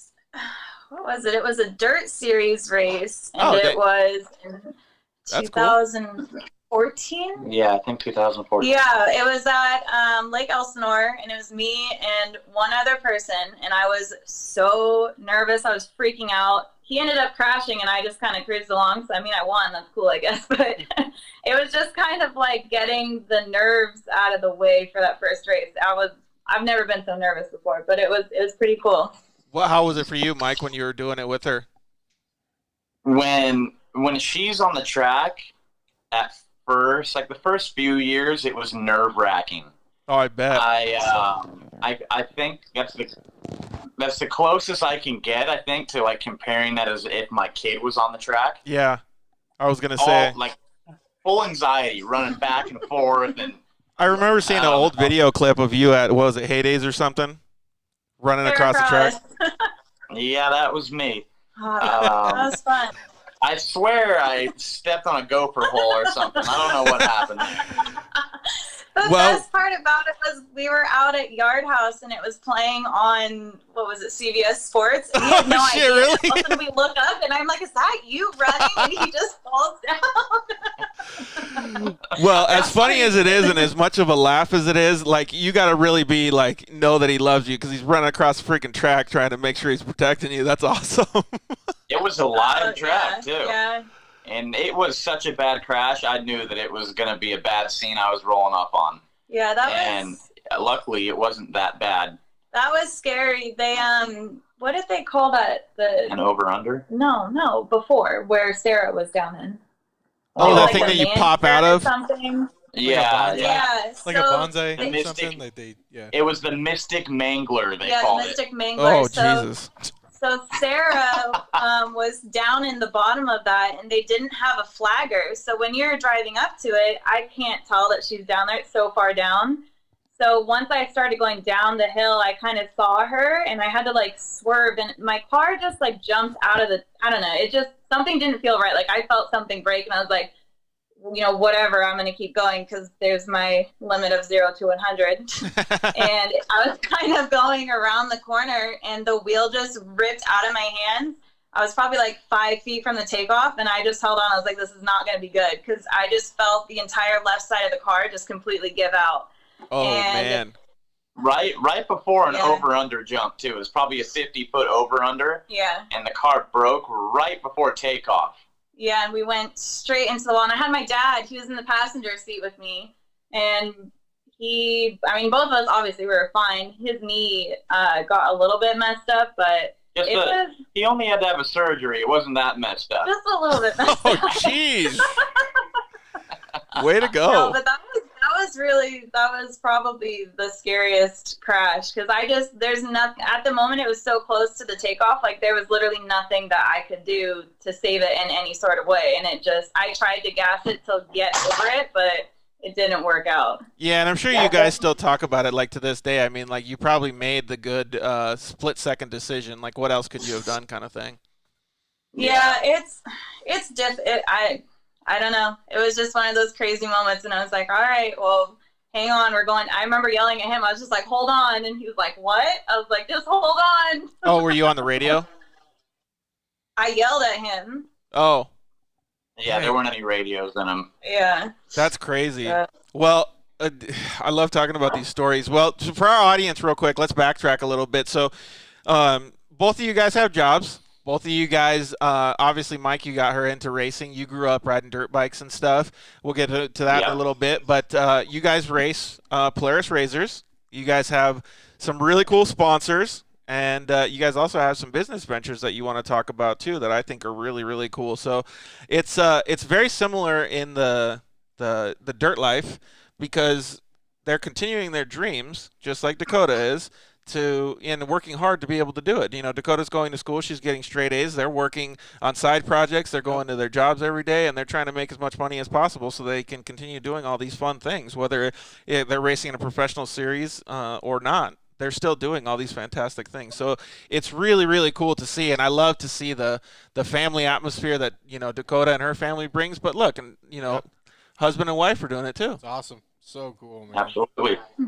And you kind of forget that sometimes, you know, like you get out there, you're like, oh, God, I got to make some money. I got to work. I got to do all this crazy stuff. And then, you know, when it boils down to it, like it's really cool to celebrate those things and to have the you know, family atmosphere, the husband and wife atmosphere at the track, and they really enjoy these times together. Yeah, absolutely. There's a whole at the racetrack, as I'm sure you guys know, the family dynamic, not even with your own family, but all the other families. That's where all the fun is. You know, racing is just a small portion of what's actually out, like at the track. 100%. Man. The campfires, the laps, you know, if you're old enough, drinking beers, all that. That is what makes racing so fun. Yeah, I couldn't agree more. A lot of our race family, I consider them, you know, some of them even more family than my own family. We've grown to be so close over the years, and, you know, it's a huge group of people that no matter what, we always know we can depend on, and I think that's definitely my favorite part of racing and why we stuck with it for so long. Absolutely. I couldn't agree more. And it's like one of those things that you just want to keep doing. And even like since dune season's coming up, you know, going out to the dunes, and that same camaraderie is just all over the place. Sure. And so, Mike, when you grew up racing or riding dirt bikes, whatever you guys were doing at a young age, did you guys see that same camaraderie with, you know, when you were little? Yeah, you know, we didn't get too heavy into racing moto, but like, for instance, did a day in the dirt every year. I'm sure you've heard of that race. Oh, yeah, that's a fun race.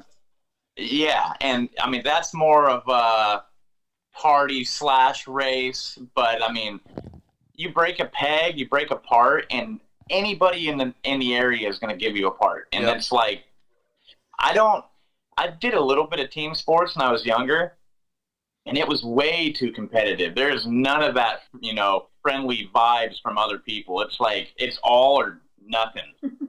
They're out for blood. Where like, if you get on the track, sure, like you want to win and you want to beat your best friend next to you, but at the end of the day, you're going to hug and high five and laugh about how fun that last race was. Yeah, that's actually a pretty good point. Like, I haven't thought about it in that same team atmosphere, because if you're on a team sport, let's just say basketball, there's always the weakest link. You know what I mean? And that guy's always going to get, let's just say, picked on or, you know, blamed or whatever it is. So he brings up a really good point that the camaraderie aspect of it is much more effective in the racing environment. I think so, in my experience. Yeah, definitely. I definitely think so too. Did your guys Dee, you said that your family, you know, did the snowboarding or snow stuff. Did you guys go to the dunes and stuff, Mike? You know what? The first time I went to Glamis was Camp RZR 2013. And my dad So you got my dad got lost in the desert when he was a kid. So he was anti anything outside of a moto track for years. And then basically the way our deal started is I ended up renting a RZR myself and then buying a RZR myself. And I was like, wow, Glamis looks pretty fun. Let's go out there. And it snowballed, from there. Wow, that's cool though. And that's kind of the same thing that that happened to us. I obviously like dirt bikes. You like dirt bikes and quads and stuff. And when we saw these side-by-sides coming out and they were a little bit safer, it was like, hallelujah. Yeah. Even at first, I was like, oh, man, I don't want one of those. But when we took them out to the dunes, it was like a new world. You know what I mean? It was exciting. Yeah. It was really exciting and something new.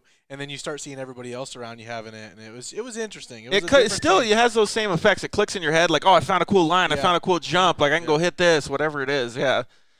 Yeah, that's cool. So when you got in the RZRs, did you say, like, fuck dirt bikes, or were you still cool with dirt bikes?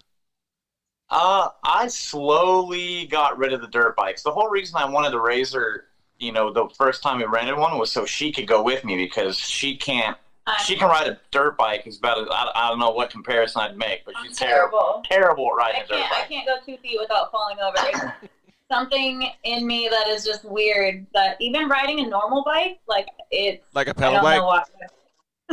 Horrible. Terrible. And my reaction to everything is that I want to take my feet off the pegs, and that's the worst thing you could do. So I don't know why. Yeah, it's like a cat. You always want to land on your feet. That is my block. Exactly. It's 2-wheel.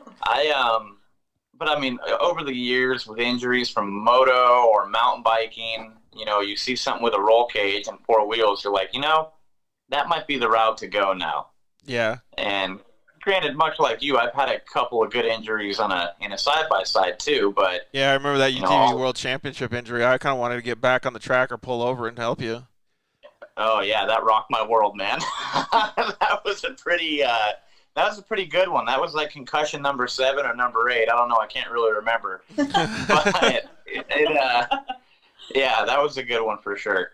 Well, yeah, so it sounds like you guys have been, well, I wouldn't say through the ringer. That's a little bit too vicious of a term, but you guys have had your experiences crashing side-by-sides and stuff. But the fact is, I mean, I've had crashes and stuff too. Like, we're all still here. We're doing good. If you have a big crash on a motorcycle, it takes a lot out of you. So it's cool to see that the side-by-sides are able to protect people and still have fun. Yeah, exactly. Well, that's really cool. And then, so what kind of was the catalyst for Danielle to start driving? Was it just because you got the RZR and she wanted to, drive too, or what?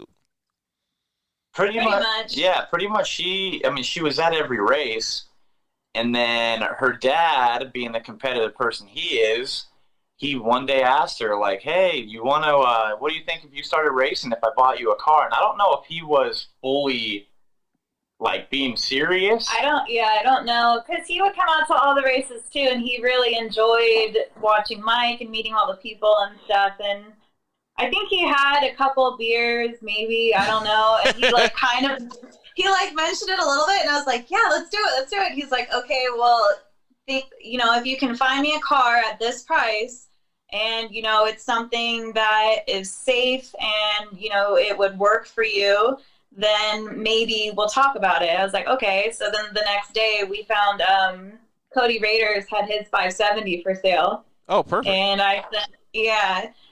so I sent him that photo, and then that kind of just got everything started. And the Raider, they're awesome because, I had no idea what I was doing. Mike barely knew. My first fire suit, they just gave me one of Cody's old ones. I had Cody's old fire shoes.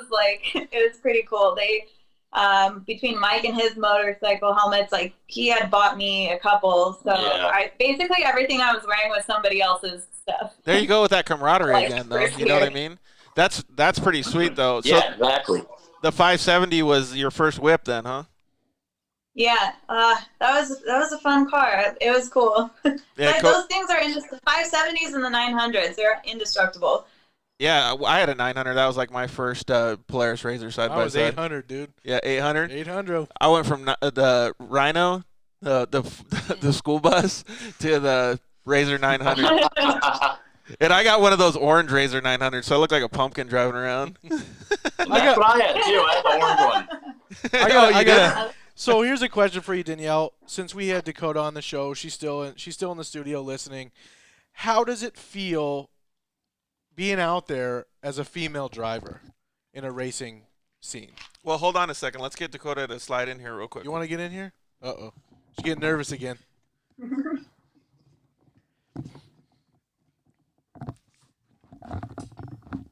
Because Dakota's going to become a champion one day, so.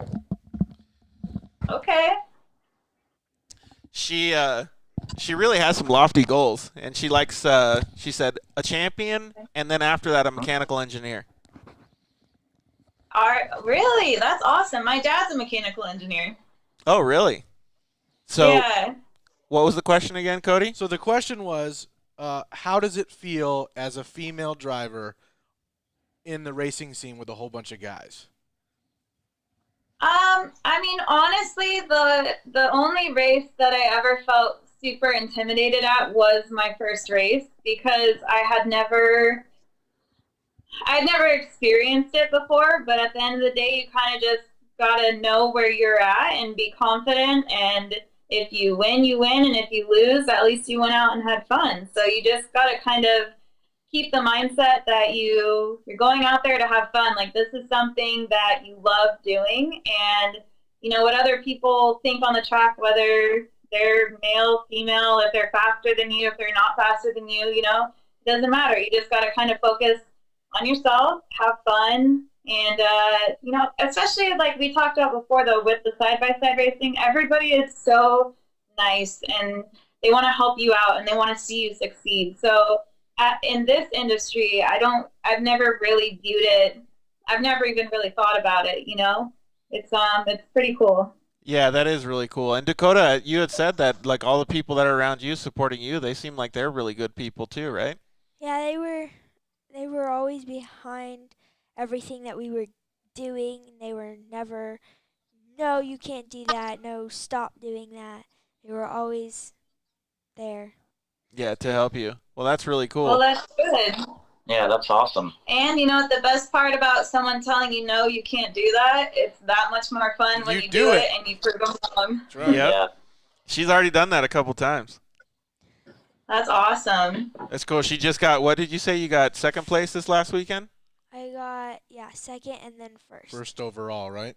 Oh, yeah, second Saturday. Congratulations. You got first Good for overall you. for That's the. great. Man, that's really cool. She's definitely, and she's got she's got the dirt life behind her too. So she's gonna be a fast racer one of these days. And she's definitely. She's got a good opportunity. She's like I said, at arm's length with Eli Tomac and his family and stuff like that. And they're gonna move to Colorado. So she's gonna have a good practice partner one of these days. We'll say. That is great. I think the best part about coming from dirt bikes or quads into a car is you already have been learning line selections, and that's kind of already in your head.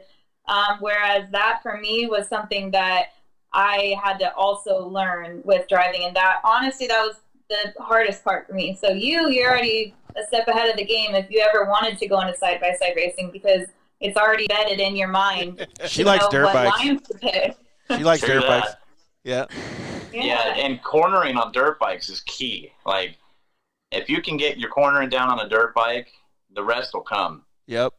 I agree with that. Do you take a lot of advice from your dad if he tells you what to do? And like that, she went to a training camp. She got all kinds of stuff. You don't take advice from your dad? What? Not really. Uh-oh. Well, you should take some advice from Danielle, because she clearly had to, get thrown into the wolves when she had to learn how to pick line choices and stuff. So It's your story. Pretty much, yeah. Oh, we got a comment that said the Mystic Mangler. Yeah. Right on. Yeah. So, what do you think about getting in a side-by-side one of these days? You're not into it? No, I don't like being enclosed. Yeah. So she's more like being open. I think I asked you guys that a while ago, didn't I? And I remember you saying something. I can kind of feel that though. I can see that though too, because when you're on the dirt bike, like if you want to get away from it, you just leave it. Like, or if you're in an accident or something. Danielle was very claustrophobic when she first started, because you have to wear the neck restraints, and Oh yeah, you know, you have the air pump. Some people have the pumper, and she would get really claustrophobic in the beginning. Yeah, I did. Especially at Glen Helen in September when it's like 110 degrees outside. Yep. I did too, but my savior was kind of being on the short course tracks. They're a little less claustrophobic because like when you go out in the works racing and stuff like that, you really are kind of alone. Or like or like at the UTV World Championship and stuff. Like I don't know if I would have been able to do that like confidently my first year. Sure. No, that would definitely work into something like that. Because you're just like you're literally out there. Like there's nothing else. Like you're just by yourself. You're cruising around, and so I can only imagine what the guys do when they do the big races like the Baja and some of the stuff the Romos do and Scanlon and all those guys. It's just hours and hours. That's a whole nother ball game. Yeah, exactly. Did you guys ever have aspirations of consistently racing and stuff, or did you guys mostly just do it for fun? We for 2013 to 16, we hit it pretty hard. Mm-hmm. We never missed a race. We usually did a couple of series. Yeah. And that was all at the work series or the dirt series? Like which ones? We did the first in 2014. It was Works and the Dirt Series, and then it was Works and Lucas Regionals And the Dirt Series whenever we could fit it in. And then whenever we could fit it in, we were pretty dedicated. Also Terracross. Yeah, Terracross we did. I mean, whatever we could get. It was kind of like how the Romos came out swinging, and they were literally going to every race they could. And it's just, I don't know, it's in your blood. And then we finally, I mean, I'm 31 now. I kind of lost a little bit of my steam, but it's, whenever we could get to the track, we'd get to the track and race. That's for sure. Yeah, that's awesome. How did you guys support those I don't know, call it goals, but how did you support getting to the races and stuff? Because that takes a lot. I mean, like parents get, for the kids, and obviously you guys for yourselves. Yeah, it's we got a great support system from both of our dads, and then on top of that, our sponsorships were huge. Yeah, it started pretty low, but I mean, you get good finishes. They like your attitude. You're very consistent. Very active on social media, which these days is important. Yep. And I mean, we basically the last year it almost got fully funded from sponsors. That's fantastic. That's really cool. And that's what Dakota's trying to work her way up to too. I mean, it takes time, dedication, hard work, and it seems like she's got her head in the right place. Yeah. She does. You just got to keep it. You can't give up on it. Yep. You got a pretty big list. She read off her list of sponsors, and I was like, Jesus, man! Like I got nothing here.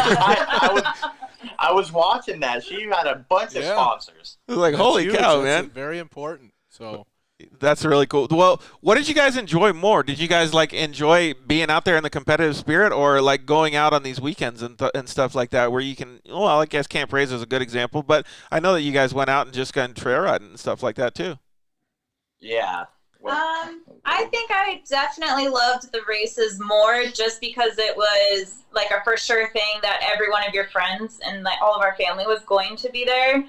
I hated the morning of a race because I get super nervous, but the second the flag drops, I'm like fine and having fun. You need that adrenaline rush.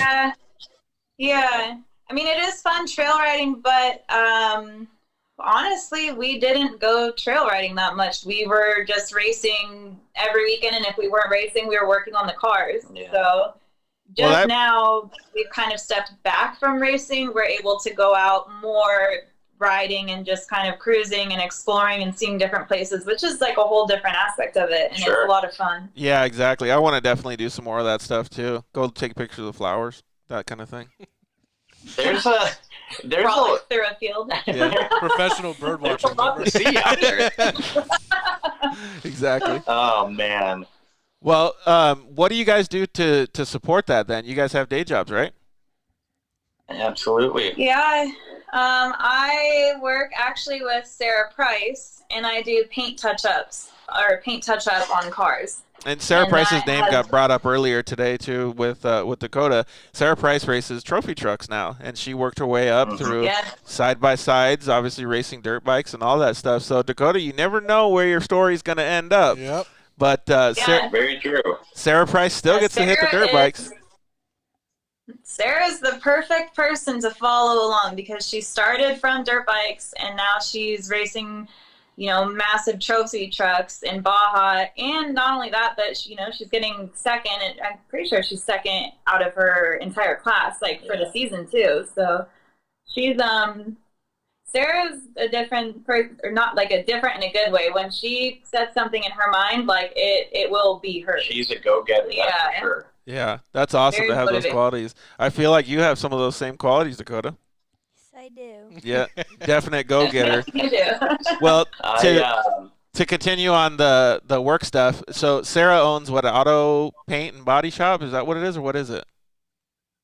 No. So her parents owned an auto body shop for years in Riverside. They just sold it, but she kind of branched out and did touch-ups. So you go to a dealership and use cars that have rock chips or scratches. Mm-hmm. She would make the paint out of the bed of her truck and then just paint the cars on the lot. Wow, so that's rad. I for years worked at an office, hated sitting inside at a desk all day. Called her one day, and she asked me to, go check it out with her.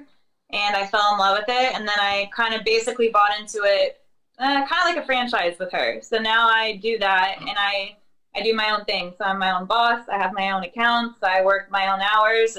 It's pretty awesome, and it's allowed us to, do a lot that I wouldn't have been able to do. We were talking about separating yourself or telling a different type of story when, Dakota's clearly, just like you, she's a girl in racing. I bet you it probably helps in that line of business, having so many males in the auto industry or the paint industry, to be different and be a female. It definitely does help, and I never really realized it, but a lot of people who used to race, back in the day, own dealerships today. So oh wow, so you have that same that same topic. Yeah, so that's always the common ground. When I walk into a dealership and I see race suits all over the wall, I'm like, perfect. When do I start working? Yes. You're like, sign the check. Yeah. Gotta love that confidence, huh? Yeah. Well, no, that's awesome. That's what's propelling her to win races and to win at work too. Yeah, true story. Well, that's. But yeah, it definitely does help from trying to get sponsors throughout the years and just learning how to talk to people and market yourself. I mean, in business, it's kind of the same thing. Like you're promoting yourself and why I should be working for them, because there's a million other people that do it. So that definitely helped me go into this business. 100%. And you see that people don't want to spend money on racing. They do want to spend money on the story or you or whatever it is. Sure. Mm-hmm. That's awesome. What do you usually do on the day-to-day basis, Mike? So for the last 11 years, I've been working for the family business doing, we supply all the running gear for under mobile homes and manufactured houses. So basically, when they transport a manufactured house, we'll go pick up the axles and tires after they set up the house, take them back to our shop, refurbish the axles, certify them, and then resell them to the manufacturer. Oh, right on. So yeah, my dad's been doing it for like 45 years, something like that. And then it's very physical. We pick up some heavy stuff in the middle of nowhere, in the back of a 60-foot long mobile home, and have to walk it to the front. But which kind of made me want to venture out and start another business so I could get out of doing something so physical. You know what I mean? Well, I love your new business, but let's stay on this topic for a second. So I think that obviously your dad did it before you were born, having that type of vision or seeing that type of hard work and labor every day really sets you up to want to achieve certain things. Like Mike is a very goal-oriented person, Danielle's a very goal-oriented person, and they see these things or ideas that come up creatively and they want to go achieve them. But they were taught that at an early age from, their parents and stuff like that. And obviously he's not scared to get his hands dirty. And so having that on a day-to-day basis, it's kind of like one of those things like a need for change, but now you have the necessity and the work ethic that you can go and do these things. Exactly. And to be honest with you, to try to follow the work ethic that my dad carries he's an animal. And if I can have half the work ethic that he does, I will be extremely successful my whole life. There you go. So having him as a role model as far as we're literally sitting in the truck next to each other for 10 hours a day. Sure, there are some times I want to, kill him, but it's he's a damn good guy to model after as far as work ethic and running a business in general. That's awesome. Yeah, and you could see like those qualities come up too, because clearly you guys are good people. So when you watch, well, I'm talking about from a family perspective. Like when you watch this hard work, and then Dad still comes home, even if he's working 10 hours a day. Dad still comes home. Mike comes home, and they still have these different goals. They have fun. They do these certain things. Like it's really like you should give yourself a pat on the back, because it's very, very difficult to do those things. And secondary to that, not very many people these days have those ethics. Yeah. And that's like when I started, I know we're going to wait, but when I started on my new venture, having my full-time job, racing, which is like a full-time job that you basically pay for. Right. And then now starting my other job, it takes a toll on you. It can really break you down. It's a lot. Yeah, emotionally, physically, everything. Yeah, because you start getting like all of it. You put in all this work, like you're working, like you said, 10-hour days, and then all of a sudden you go to the races, and it's like, fuck, I had a shitty weekend. Like, oh my god, the car's wrecked. I got to rebuild this car. I just worked 2 weeks to get this thing ready, and it's like, it's like it literally, like it. There's been times when I've come home from the races, and not because of poor results, because I want to be better all the time. I just like, dude, I kind of feel like I should just cry right now. Like I'm just gonna throw in the towel, but you can't. Yeah. So I've cried before. Don't worry. Well, yeah. So I can see it, man. And like I said, it's really cool to see those lofty goals and to see you really, really putting in all the work and just having that mentality to do it. And you guys work on your own cars, right? We tried to as much as possible, but that goes back to the work ethic of my dad. Yeah. I was gonna ask that. Does he help? Is he throwing in it? Yeah.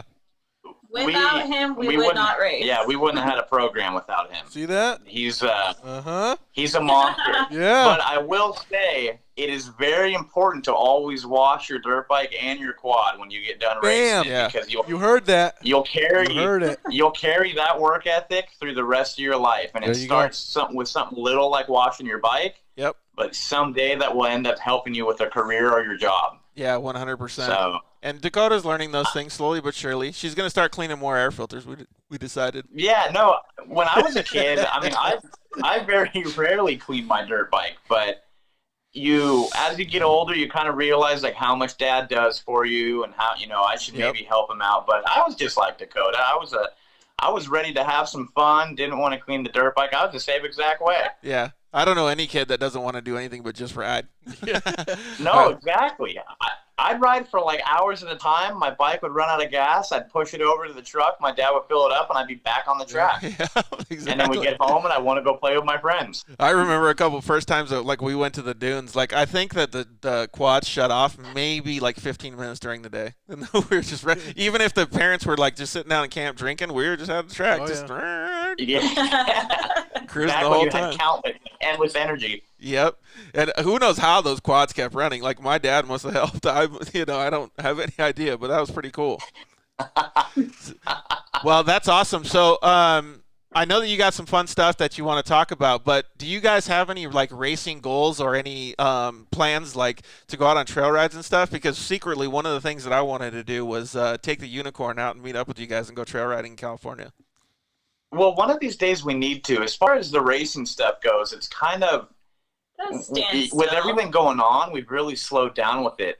But with that being said, with all the work putting into our regular day jobs, if we can go out in the trails and have fun for a day or two, like sign us up. We'll go do it if we can make it happen. Yeah, Cody's been getting me jealous. They just had a dune trip last Tuesday, and I was just like, oh man, it looks like it would be such a relief to get out there.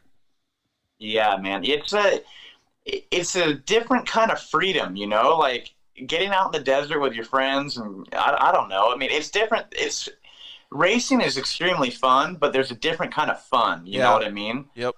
When you can go kick off your shoes, and my favorite thing is going to the dunes and wearing sandals and just walking across the sand, right? Yeah, that's all I do. I even It's wear the those best. Uggs, man. When it's cold, I Dude, throw you the and your Uggs on, Ugg dude. boots, man. God. Hey, guilty. I do the same thing, man. See, You so do many too? people. Real? Are you serious? So many people here are like, Oh my God! what you are guys, you wearing? dude. I'm like, no, man, you just don't understand. Don't knock it till you try He'll wear, it. he'll wear his way. Uggs with shorts on. I'm like, what are I you do doing? the same. Same thing. There they You look at guys, that. dude. Woo! Seriously. Throw you it go. down. I don't know. I don't See? know. I don't know if Danielle feels the same way, but I'm just going regular dude Dude. style. Like I'm just keeping it real. Hey, it gets super cold. I'm just in gonna leave the winter over there. Cortezes in the dunes. You know, don't judge me and tell me how to live my life. That's okay? right. That's right. So many people give me a hard time. Like, oh, here's Wait. Cody and his Uggs, and I'm like, what? I think one day when we were at the dunes, you said it's way more comfy to drink beers. We still got a picture that actually somebody was like asked me like what I did at the dunes, and I said, well, if you ever saw the taco walking around, he's like, dude, I think I might have seen you. And then I sent him the picture of you giving me a beer bong in the taco suit. There you go. So, You know what, George? You get yourself a pair of Uggs, you'll never go back. Yeah. I had a buddy You know just what? try them on the other night, and he was like, oh, and his face just lit up. I said, see? I said, just Yeah, imagine like pillows no for your sand, feet? no sand is in your shoes anymore. You're just walking around. It's freezing cold. When you keep your feet warm, the rest of your body's warm. And his face just lit up. He's like, oh, my God. I like lightweight shoes, and they don't look heavy, so maybe. Oh, they're nice. I won't knock it till I try it then. Don't I'll knock keep it. an open Exactly. mind. Don't knock it knock till you it. try it. Because the more these people are starting to go to the dunes for their first, second, third time, they're like, what is going on? I'm like, see? They're everywhere. It's not just a Absolutely. female thing. They are everywhere. The comfort, There's man. no better scenario than being at a campfire wearing Ugg boots Oh. with a cold beer in your hand. Dude, so nice. Even on the comments, Uggs for sure. See? There you go. Mommy goes, very Uggs cozy. for sure. Oh my gosh. Yeah, that's your mom. Yep. All And right, then the but other one's gonna if slip anybody on like my has a lead into the like getting sponsored by Uggs, maybe we can have the Dirt Life show sponsored Hey, by that'd be a Uggs. hell of a sponsor. Dude, I'm not that'd be. gonna lie, I cried.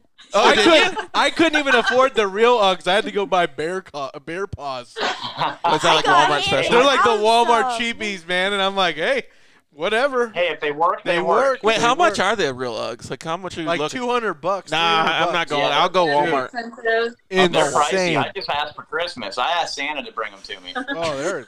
Oh, I'm either gonna have to ask Santa. I don't even know if I want Santa to wear. I might go Walmart, dude. Dude, I'm telling you, it's so easy.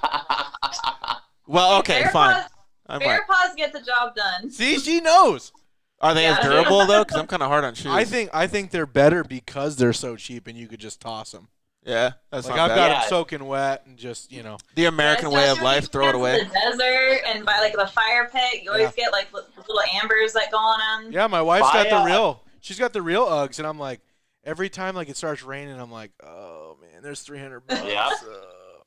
But- You got to buy 2 pairs of Bear Paws and have one on deck. So if the other yeah, one there it fails, is. Yeah, or you're drunk drinking tequila by the fire and somebody lights your shoes on fire. Oh, I remember one story, man. Somebody like passed out like too early at the campfire and his shoes didn't end up staying on. Oh yeah. So poor guy. Well, yeah, I'm stoked. I'll definitely have to see what. Oh, man, they're great. What size shoe do you wear? Maybe I'll try yours. 11s. Oh, perfect.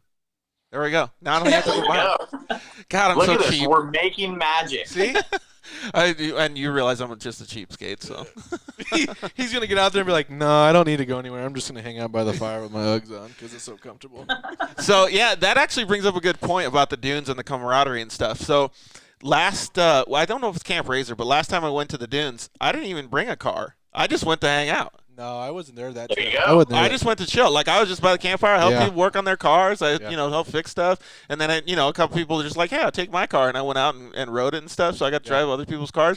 It was actually like kind of like an eye-opening experience because then I saw like I got to drive a turbo car. I got to drive all these different things, and it was kind of cool just to have that and to see other people wanting me just to have fun was like, dang man, like everybody is just like it Absolutely. blows my mind how cool they are. Yeah, seriously. Everybody just wants to have a good time, and they want whoever's there to have a good time with you. Yeah, exactly. Where do you guys live in Southern California? We're in Irvine. Oh, okay. Irvine, okay. Right on. Yeah. Yeah, so I've been getting the itch to kind of come out to California. I want to go vacation out there, but I miss my sister and stuff, and she lives out in West Hollywood, and I lived out in California for a good duration of my life, so I've been getting the itch to come back and hang out. And Dude, come on out. yeah, it'd be cool to come out there. I got to wait till the unicorn's back up and running, but once she's good to go, we can come go rip. How is the unicorn doing? It's fine. It didn't get damaged or anything. We broke a shock. That was it. So got scratched up a little bit. What kind of shock was on it? Uh-oh, here we go with the Walker Evans plug. No, it was a. I was just lining it up. It was literally just a stock shock. All I did was put some different valves in there, and some springs on it. But I'm telling you, like, I've never had like a shock brand sponsor or anything, but when I had those walkers on that Polaris RZR, what was it, 2015? I had a red RZR that I was racing when I was part of the Jeremy and Jason, Jeremy and Jason's Wolfpack program. Those things were so good. Like, they were really good. So good.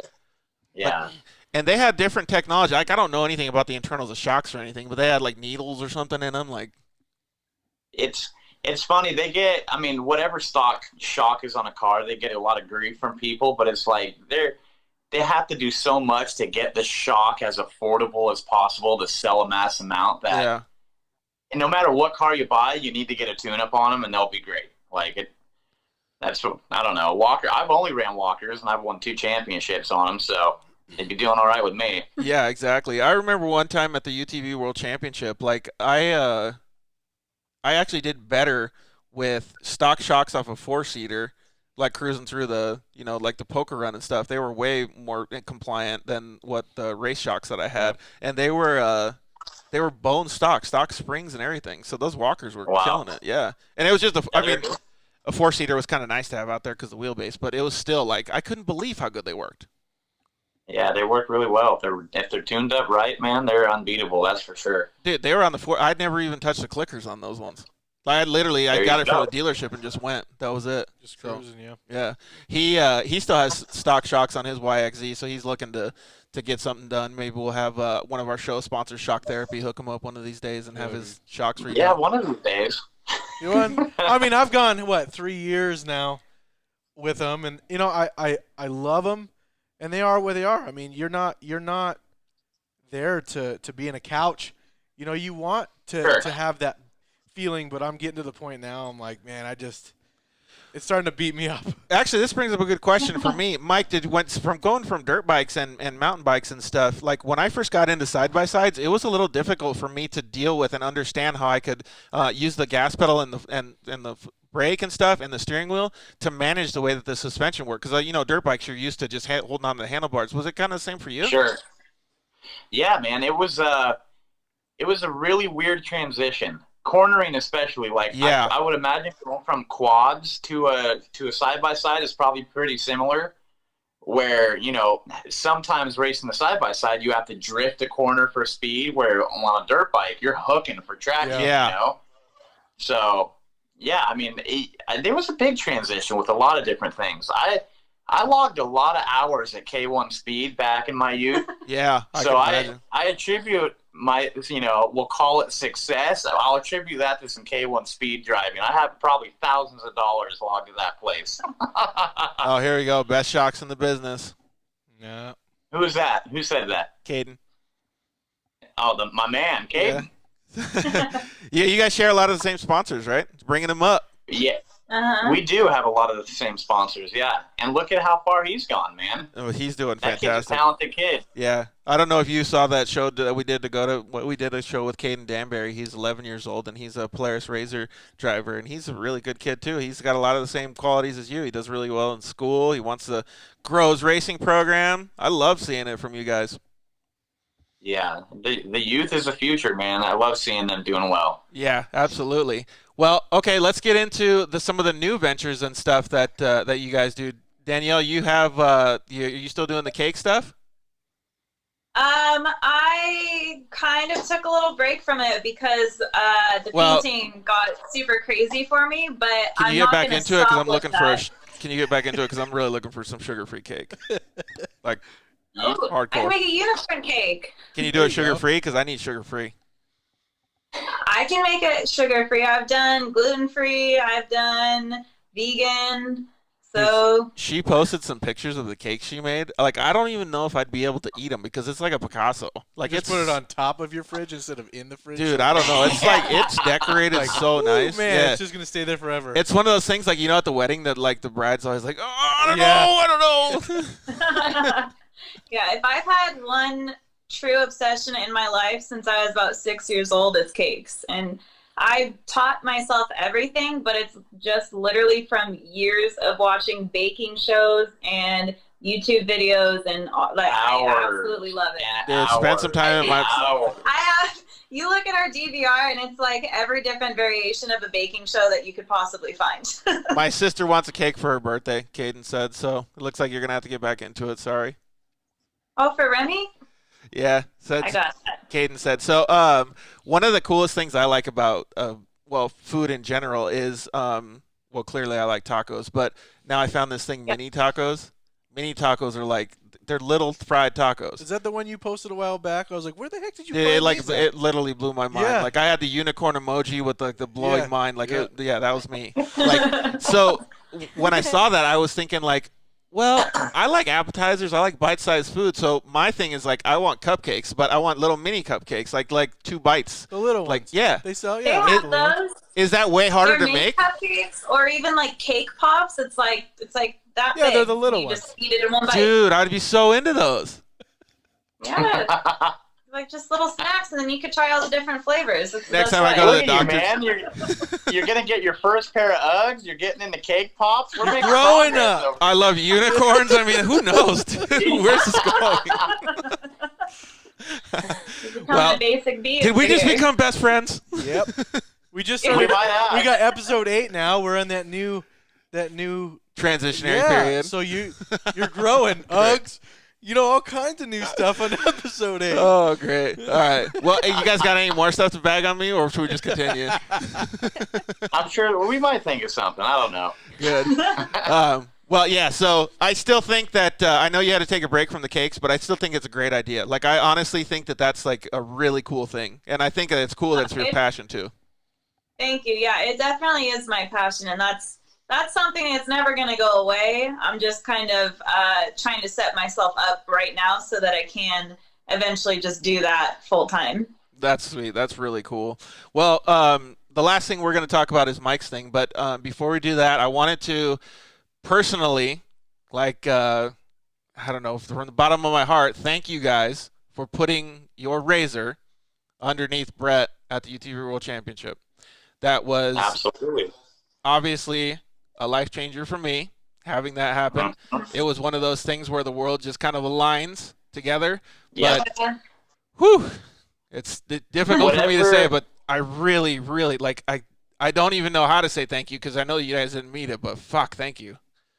Absolutely. It's one of those things, like, whatever you believe in spiritually, that situation, the way that everything lined up, I mean, there's a reason for that, like, it was off a whim that we were just kind of having some issues with the racing stuff, and we're like, you know what? As you know, Brett Carpenter is one of the best human beings on the planet. Yep. And so we immediately were like, dude, let's let Brett race the car. And it's crazy how just everything kind of unfolded the way that it did, and Yeah. if he wasn't there, we don't know what the hell would have happened. Yeah, Like, and that's the thing, though, is, like, that's what I'm saying. You can't make these things up. Like, it's just, I don't know, like, again, you said spiritually, like, I don't know if I believe whatever, like, it's just happened. Like, and it still Sure. amazes me. And for the people that don't know, that haven't watched the show or anything, Brett Carpenter was in his first UTV race in one of Mike and Danielle's Polaris Razors. And at the UTV World Championship in April this year, I got hit by another racer, and I broke a lot of stuff in my face and had some major head trauma. And he showed up. We're still not sure of the exact timeline, but between a minute and 3 minutes after I was, injured, and took care of me. He stopped his race. He got out of the car. He saw what was happening, and he took it upon himself to help another human being. And dude, it's hard to talk about, but that's why I'm so adamant about talking about people that care and that really do have a good mental capacity to live their life. Yeah. Because Sure. it is so rare these days. There was It really 200 is. racers out there, and he's the only fucker that stopped. Yeah.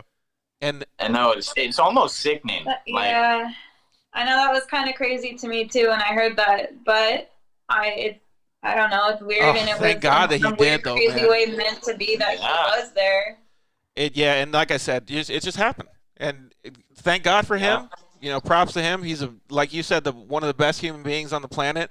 And yeah, thank you guys for just, making it happen for him too. I know that there was a lot of good intentions because you wanted to help him and you wanted to have him go race and have a great time and just do something that he'd never done before, just like what you guys are doing. And you guys wanted him to be on the other side of it. Yeah, and not to mention, it's that camaraderie thing coming right back to tenfold. And look, something good came out of it, my life. So when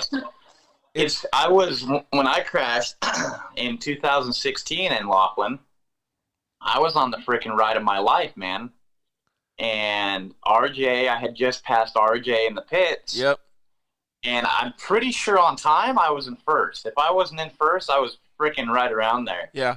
So RJ's right on my tail, right?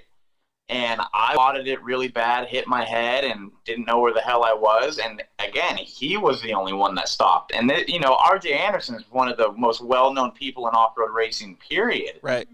And he stopped to make sure I was okay.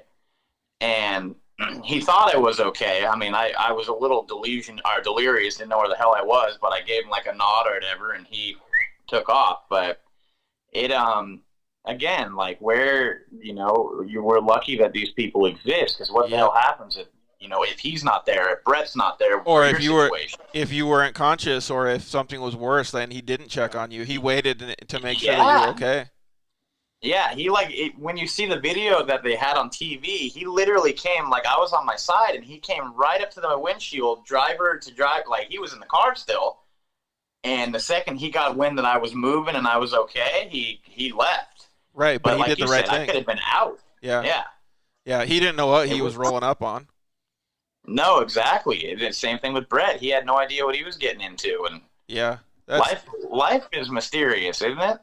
It sure is. And I mean, we don't have to get into like your past or anything, but you had helped me a little bit. We did that what do we call it? The unicorn challenge or whatever, where you're doing the liquid diet. I started that liquid diet thing that he was doing, and I was like, you know what? I'm gonna see how many people I can get to do this. Mike was one that did it too. Oh, did you do it? Yeah. I was I'm just gonna do it, and I made tacos and I threw them in a blender and I put the salsa in there and I drank it, and it tastes exactly like a taco, but the way it tasted, like it wasn't that crunchy. Like this was like, oh man, I don't know about this, but it was so good. Oh yeah, it just was different for me. And then I got a whole bunch of people to do it, and for him not to having to do it alone at that time, it was a game changer for me. Like just seeing all the videos, and before we keep talking about this, Robert Blanton said this is the first time he's hearing Brett's story, so that's cool. Maybe we should get Brett on. Maybe we could take a break and get Brett on or something. But absolutely. Yeah, Robert Blanton's also a good man. Oh, he's fantastic, man. He protected our country, man. He gives us all the freedoms that we have over here, and he's still helping veterans and all that stuff. I want to have Robert on the show one of these days so we can share his story. So, he's a good dude. Rob, thanks for watching, buddy. And what's up, Heath? How are you? And so, yeah, like to have that support mechanism, it just goes like all the way back to that camaraderie stuff. Like, it's like we're all with social media and we're all connected and stuff. It's like we're sitting at the campfire, but we're doing different shit, And true story. And there were some people that ate some fucked up shit, though, dude. What's his name? Bill Gates. He ate anchovies or something. What was it? I was like, what are you doing? I almost threw up, dude. And he drank. I think he almost ended up eating or drinking the whole fucking thing. And I was like, that's a game changer. Nope. And the one that you did, too, I feel like you got to add some more broth or something to yours. Yours look thick. Dude, when I've had a lot of mouth surgeries over the years from my cleft lip, and there were times that I literally had a concrete mouth guard in to help keep bone in my upper jaw. So I was throwing In-N-Out in the blender. I was throwing pizza in it, and it all tasted fantastic. Yeah, it's weird. It does. But it tastes great. I couldn't. Wait. There was something about the texture wasn't what I was used to. That's what was Yeah. weird. But I would try It's it, and I'm like, it's different for good, sure. but it's just weird. Yeah. It's not the same. But like Michael attests to like- this, when you're forced to do it, it doesn't matter. Yeah. Exactly. When you're used to drinking milkshake or, what do you call it? A protein shake after protein shake. A little In-N-Out burger soup never tasted better. Yeah, Dude, yeah. When he did that, I was pretty shocked. When I did your challenge, where I think I really fucked up, pardon my French, is by dumping the shake in there. Oh. That mixing the chocolate shake with the burger and fries, man, and I squirted ketchup in it too. That was a bad situation. It made it like a gnarly, thick consistency. He's like, should I add water in it? I was like, you're too far gone. Yeah, it's already late. When I saw it, I was laughing. I mean, I laughed at most of these ones, and I was laughing so hard. I was like, God, I'm going to have a great day later. It's going to be awesome. So it's perfect to see all that stuff. And then one of them that actually did it was Eccles family. They did donuts with like ice cream and stuff. Yeah. Like, did you ever do that? I did do ice cream. I never did donuts before. I love donuts, though. His whole family, the kids and everybody, they enjoyed it, man. It was great. It was pretty cool. Man, I'm a sucker for a donut. I love them. So and Dee makes cakes too. Maybe that would be a really bad waste of a nice cake, though. Oh man. Dude. God, that would have been good though. It would have been good. Maybe we'll do it for your year anniversary. There we go. A liquid cake, dude. Isn't that called a smoothie? I'll make you the most beautiful cake, and then we'll you can blend it up. And we'll just be able to throw it in there. How much you want to bet something like that would go viral? Because they'd be like, dude, look at these assholes. They're wasting this cake. It's destroyed the cake. Oh, my God. I mean, it's dude, gonna get eaten we can make a cool video. Matter? Just have Danielle holding it like, oh, and then just smash it in there and like drink it up. Oh, no, we come up with some really good ideas in this Well, in this it's show. basically like birthday cake. That's true. Yeah. Oh, yeah. You get your face smashed in it. Yeah. Great. Now one of us is Mike or I is gonna get our face Yeah. smashing cake. Well, these all sound like awesome ideas. I really do appreciate you guys going through all that stuff and my injury, though. But the show's not about me. It's about you guys. So one thing that we both grew up doing, Mike, was motocross, obviously. And good or bad, getting hurt, indifferent, we still like watching Supercross. We still like watching the races. We just watched Red Bull Straight Rhythm this weekend. That was fantastic. Yep. But you got some pretty cool stuff coming up. Tell us a little bit about your new venture. So, in a nutshell, I invented the first colored light, I guess you call it a light filter. Not myself, my business partner Tim and I. And in the last year, we're coming up on a year, we closed a deal with Feld Entertainment, who owns Supercross. Well, when you say light filter, I have my iPhone here, and it's something that just attaches to your iPhone? It just, it goes right over the flash on your iPhone and changes the color of the flash. Okay, so you can just clip it on or something, and then it changes. You can have whatever color you want. Yeah, you can do it. It's an adhesive, so you can just peel it off and then stick a new one on. Whoa, that's a bright one. Is that a red or orange color? That's red. Wow, that's sweet. Yeah, so it it goes back to that camaraderie where I literally could not have done this and met the people that I've met without racing. Because, I'm going to go, if you want, I'll go into the full details. Let's hear it, man. I want to hear all about it. And I also want you to tell the name of the company, too. It's called the Lumacraze? Yeah, it's the Lumacraze. It's a Lumacraze light filters. We're on Instagram. Facebook, kind of. My whole platform with racing has always been Instagram, so that's where all my, networking knowledge is. I'm still the biggest fan of Instagram. What's that? I'm still the biggest fan of Instagram too. Yeah, I love it, man. But yeah, so going back to like my racing stuff, I used to have to hunt for sponsors. Yep. And I used that kind of experience to take toward, hunting down the head guy at Feld Entertainment, and I went full Instagram stalking on him and went to see who he was following, this and that. and scrolling, he happened to be following one of my good friends, Reed Nordine from Walker Evans. Yep. And I asked Reed, what are the odds I can get so-and-so's contact info from Feld? And he replied with basically a shared contact of every contact piece that he has and said, you did not get this from me.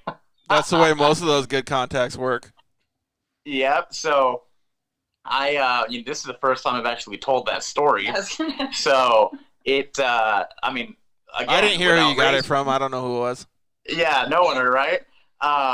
Without racing, I would have never had the contact of Reed, and then Reed wouldn't have been there to get me in contact with Feld. Yep. And it's crazy how everything unfolded. And, it took a few months of going back and forth, negotiations, this and that, but we came to terms. And the girl we're dealing with at Feld named Kat, she's every bit as into this as we are. And that makes it that much better because they're literally going to be the first stadium to have a group light show with different colors. So that's all because of a cell phone. That's so cool. And I'm sure that your background or your story was intriguing to them as well because they clearly see that you're in that same customer market. And so what IllumiCraze is basically it's a light filter or like he said, an application that you can put on your phone and you can change the way that the colors look. And he's obviously into motocross and supercross and stuff. And Feld Entertainment runs supercross. And they run the Monster Energy Cup, and they run all these different races, and he was able to get into the system enough to be able to work out a deal with them to do some cool stuff. And what's that cool stuff? What? I'm sorry, you broke up on the last part. What was the question? It was the cool stuff that you're going to release this weekend. What's the event? Yeah, with the event is the Monster Cup, and what they're doing is they got 15,000 red and 15,000 blue. And basically before opening ceremonies, we have a commercial spot on the big screen. It's a tutorial on how to apply it to your phone. And then lights are going down, cell phone lights are going up, and they're going to have a full American themed light show. And I believe they're doing a U.S. Air Force flyover during the red and blue IllumiCraze show. Yeah. God, that is going to be so cool, man. Crazy. I can't wait to see that. I would love to be there live to see that.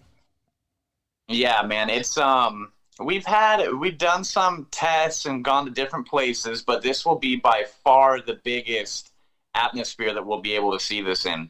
So, honestly, it'll probably bring tears to my eyes. This has been a work in progress for over 2 years. Yeah, about 2 years. We're coming up on 2 years. So well, kudos to you for being so goal oriented and not getting up and being persistent on it. But that type of atmosphere, putting his idea or the culmination of ideas to get this done, that's the perfect platform. Yeah, that's gonna be so cool. All of this, it's gonna be so cool to see that, and the fans don't even know what's gonna hit them. No, that's really cool. It's we got the idea. I got in a really bad depression, having panic attacks a couple years ago, and all my buddies and all my family were watching the Super Bowl, and I'm at home alone, just enjoying a beer. And Justin Timberlake came on during the halftime show, and everybody threw their cell phone lights up, and I'm thinking why the hell aren't there any colored cell phone lights? That's weird. And then a week later was Supercross in San Diego. Lights go down, cell phone lights come up, and there's not a colored light. Yeah. And so, and you know how usually you have these fun ideas and you tell your friend, hey, dude, think about this invention, right? Post-it notes. I didn't tell anybody. And I wish I'd been in Post-it notes. But yeah, I didn't tell anybody. So one of my best friends, Tim, he's a mechanical engineer at King Shocks. And he was at Supercross when I was, and I called him the next day, and I go, "Hey, dude, I got a question. Did you notice how all those people, I think I said dummies, whatever I said, put up their cell phone lights during open ceremonies?" And he's like, "Yeah, I was one of them." And I go, perfect. Well, here's my idea. And within 30 seconds, he had an idea, of what we could use and what we can do. And a week later, we had basically an application on our phone changing colors, and it was blowing our minds. That is so cool. I love hearing stories like that. Like, it gets me excited to like do new cool shit. Yeah. It's crazy. I mean, what's like everybody's fantasy is like you're winning the lottery or you invent something and you never have to work again, right? Well, I mean, that's a great fantasy, but obviously this is freaking crazy work that I'm doing, but it's really cool to, have an idea and have the resources to make that idea come to life. And, I don't know, man, it's mind blowing. I'm so grateful. Like, it's crazy. And the work that your dad's been putting in for all these years has shown you how much work you need to put in. Honestly, man, like I've learned a lot, and I lose more sleep now than I've ever lost in my life. Like, in a way, it's a blessing that I went through the depression and the anxiety years ago and conquered that, because if that would have happened, like if that never happened and I was going down this path now, there's no way I'd be able to handle it. Yeah, exactly. And again, it comes back to timing, like the way that the certain things unfold. It's pretty wild. Yeah, I'm fortunate to be in the position I'm in. That's for sure. But like you had all that upbringing, and everything just kind of culminates into one specific thing. I got a kind of example like that too, and for a long time, I've obviously had to walk with bad gait and with leg braces and stuff like that. And the way that the medical industry works and all these different things, and it culminates into something where I was like, I got to figure out how to fix this. Like, I need people to be able to have leg braces. I need people to be able to walk better with leg braces. I want to do all this stuff for me, but it's not good enough for just me. I want to do it for everybody else. And so probably in the early 2020, I'll be able to have my prototypes done, and we're going to be able to help a lot of people once these things get launched. No way. Oh, that's awesome. That is incredible. All mil spec materials, cheap. Like, these leg braces that I have on are $5,000 a piece. So $10,000 to get leg braces. Most people can't afford them. Most people can't get them with insurance. They discontinue them through Medicare and all these different things. And so it's really fucked up. But there's a need in the market, kind of like what you saw with your business. And man, I can't wait to help people. I think it's going to be fantastic. So what my goal is to go around the country selling these things, not door to door like a window salesman, but going and have meetings to sell these things to different providers' offices and big companies and things like that can sustain the medical portion of it. But along the lines, I want to also talk to people. I want to have a podcast that we can talk to people, and I want to go out and and legitimately take a side by side and go riding with people. I think it'd be fantastic to do all this stuff. And it's the reason I'm telling that story is because it's very like-minded. Mike thinks along those same lines, and I think it's great. It's awesome. No, being able to help people, in my opinion, there's nothing better than that. It's obviously great to get a career, invent something, and make money. But when you can help change people's lives in the process, that's the top. Like, there's nothing that can beat that. Yeah, and I think it'll feel good. I think it'll feel really good too. And it's been just like you, a couple years in the making. This is going to be 5 years in the making for me. And it's a very, very gnarly process to go through all the tooling and stuff. But going back to what you said with helping people, like we just talked about Robert Blandon, he's made a career out of helping people as well, and he's doing a fantastic thing for everybody. And as much as you may not think that you're helping people with these colored lights, they can express their feelings. They can show their own individuality. They can be more of their own person instead of being stuck to just a white light. So it does mentally help people that you're showing them that they can be their own person. It's just helping people express their personality, right? Yeah, exactly. And you'd be surprised. Like you say, you went to the depression and all those things. You're clearly a strong person and you overcame that stuff. But you never know what's going to happen when somebody turns on that green light, that blue light. That's something that makes them happy. True story. So I think it's really cool to see those things. And kudos to you for being a badass and coming up with this thing and sticking to it. You and Danielle both have some serious work ethics, man. So props. Well, Dakota, thank you very much. You got any questions for them? None? Do you like cake? Yeah. Me too. Girl. So who doesn't like cake? Well, I know a couple people that don't, but I don't think they're human. Definitely not. So I'll definitely hit you up for some Dirt Life cake. We can make a nice black cake. Those little cake cake pops that you're talking about, black with the TDL cool on them or something. That'd be really cool. Yeah. I'm going to make a deal with you, too. If I get successful enough, which that's the goal, I will buy you a personalized pair of Uggs with the Dirt Life on them. Oh, Dude. sweet. So what do we We'll have do to it like an Illumicraze Dirt Life. I'd wear them right now. collaboration. You don't have to have. I'll wear them right now. I got it. All right, deal made. Let's pretend like we're shaking hands right now. Yeah. There you go. Sweet, man. Where you Okay. at? There you go. Perfect. That sounds like a deal made. Okay, cool. Well, thank you guys very much for being on. Is there anything else that you guys want to talk about? You want to tell Dakota anything, Danielle? I think mostly just keep consistent and don't give up. And if someone tells you no, just look at it as a roadblock and find another way to get to your goals. Because ultimately, you're going to care the most about your goals, and just don't lose sight of them. Mm-hmm. And you have some pretty lofty goals, man. So keep focused on it. Eat that elephant one bite at a time, girl. Yep. Well, thank you guys very much. You got anything else, Mike? Basically following up what Danielle said. Dream big and aim for the sky. Nothing is impossible if your heart is set on it. All right. Well, And I only Go have ahead. one question left for you guys then, and this is how we usually try to end the show is where do you guys want to be? Unfastened. Where do you guys want to be remembered by? Wow, that's a good question. What do I want to be remembered by? I think about Uh, I think about this on a daily basis. Like if you're on your deathbed, clearly you don't give a shit about racing. You care about your family, your parents, and all that stuff. But genuinely, Yeah. what do you want to be remembered by? We've had all kinds of people say, I want to be remembered as a champion. I want to be remembered as a good person. I honestly, me personally, I want to be remembered as somebody that anybody can go talk to. Yeah.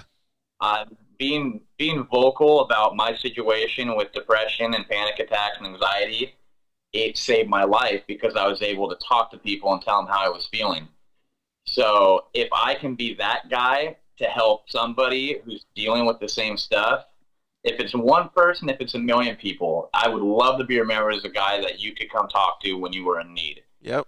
I agree with that. Well, before you answer, Danielle, I couldn't agree with what he says more. And not because I wanted the exact same thing, but because I want to do that exact same thing. And right now I'm a peer mentor for the Barrows Institute. I help people with spinal cord injuries or brain injuries or whatever it is. And I'm a resource for them to be able to do that. And every time I do that, it genuinely makes me a better person. Seeing what these people are going through, hearing their story, trying to help them, it really gives you a sense of being humble. It gives you a sense of reality, and it gives you a sense of love and caring for the human race. Like, it really does. And I think that's fantastic Absolutely. that Mike thinks that same way, too. Yeah.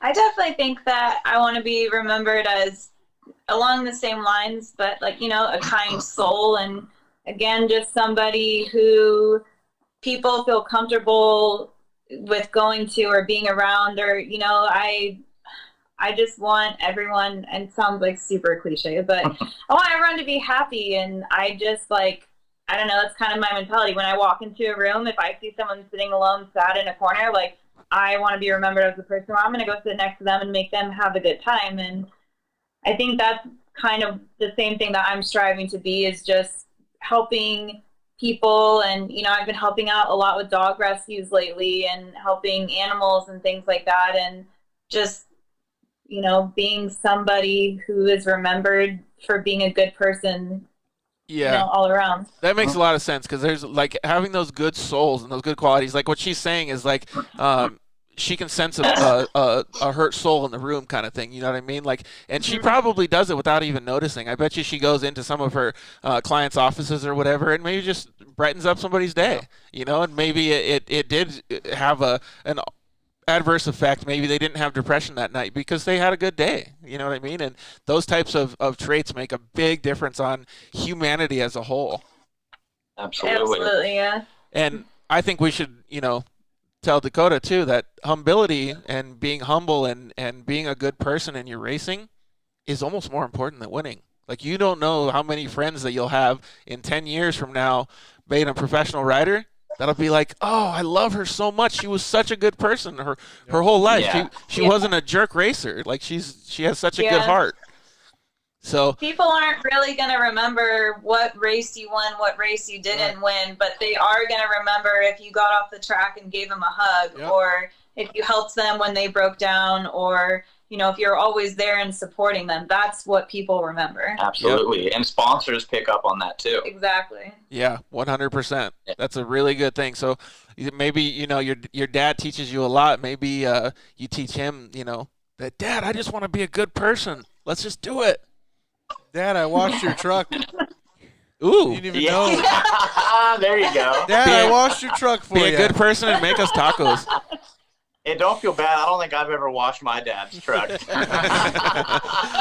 Awesome. Yeah, that is really cool. Well, thank you guys very much. Like it's really cool to see this thing. Like I love being able to see the behind the scenes and get to know the people that are out there on the track doing really cool. battle, being really badass. Cool. Like you look up to people for what you see, but do you really know them? Now we get a good little glimpse of these fantastic people that we're talking to. So thank you so much for being a part of us.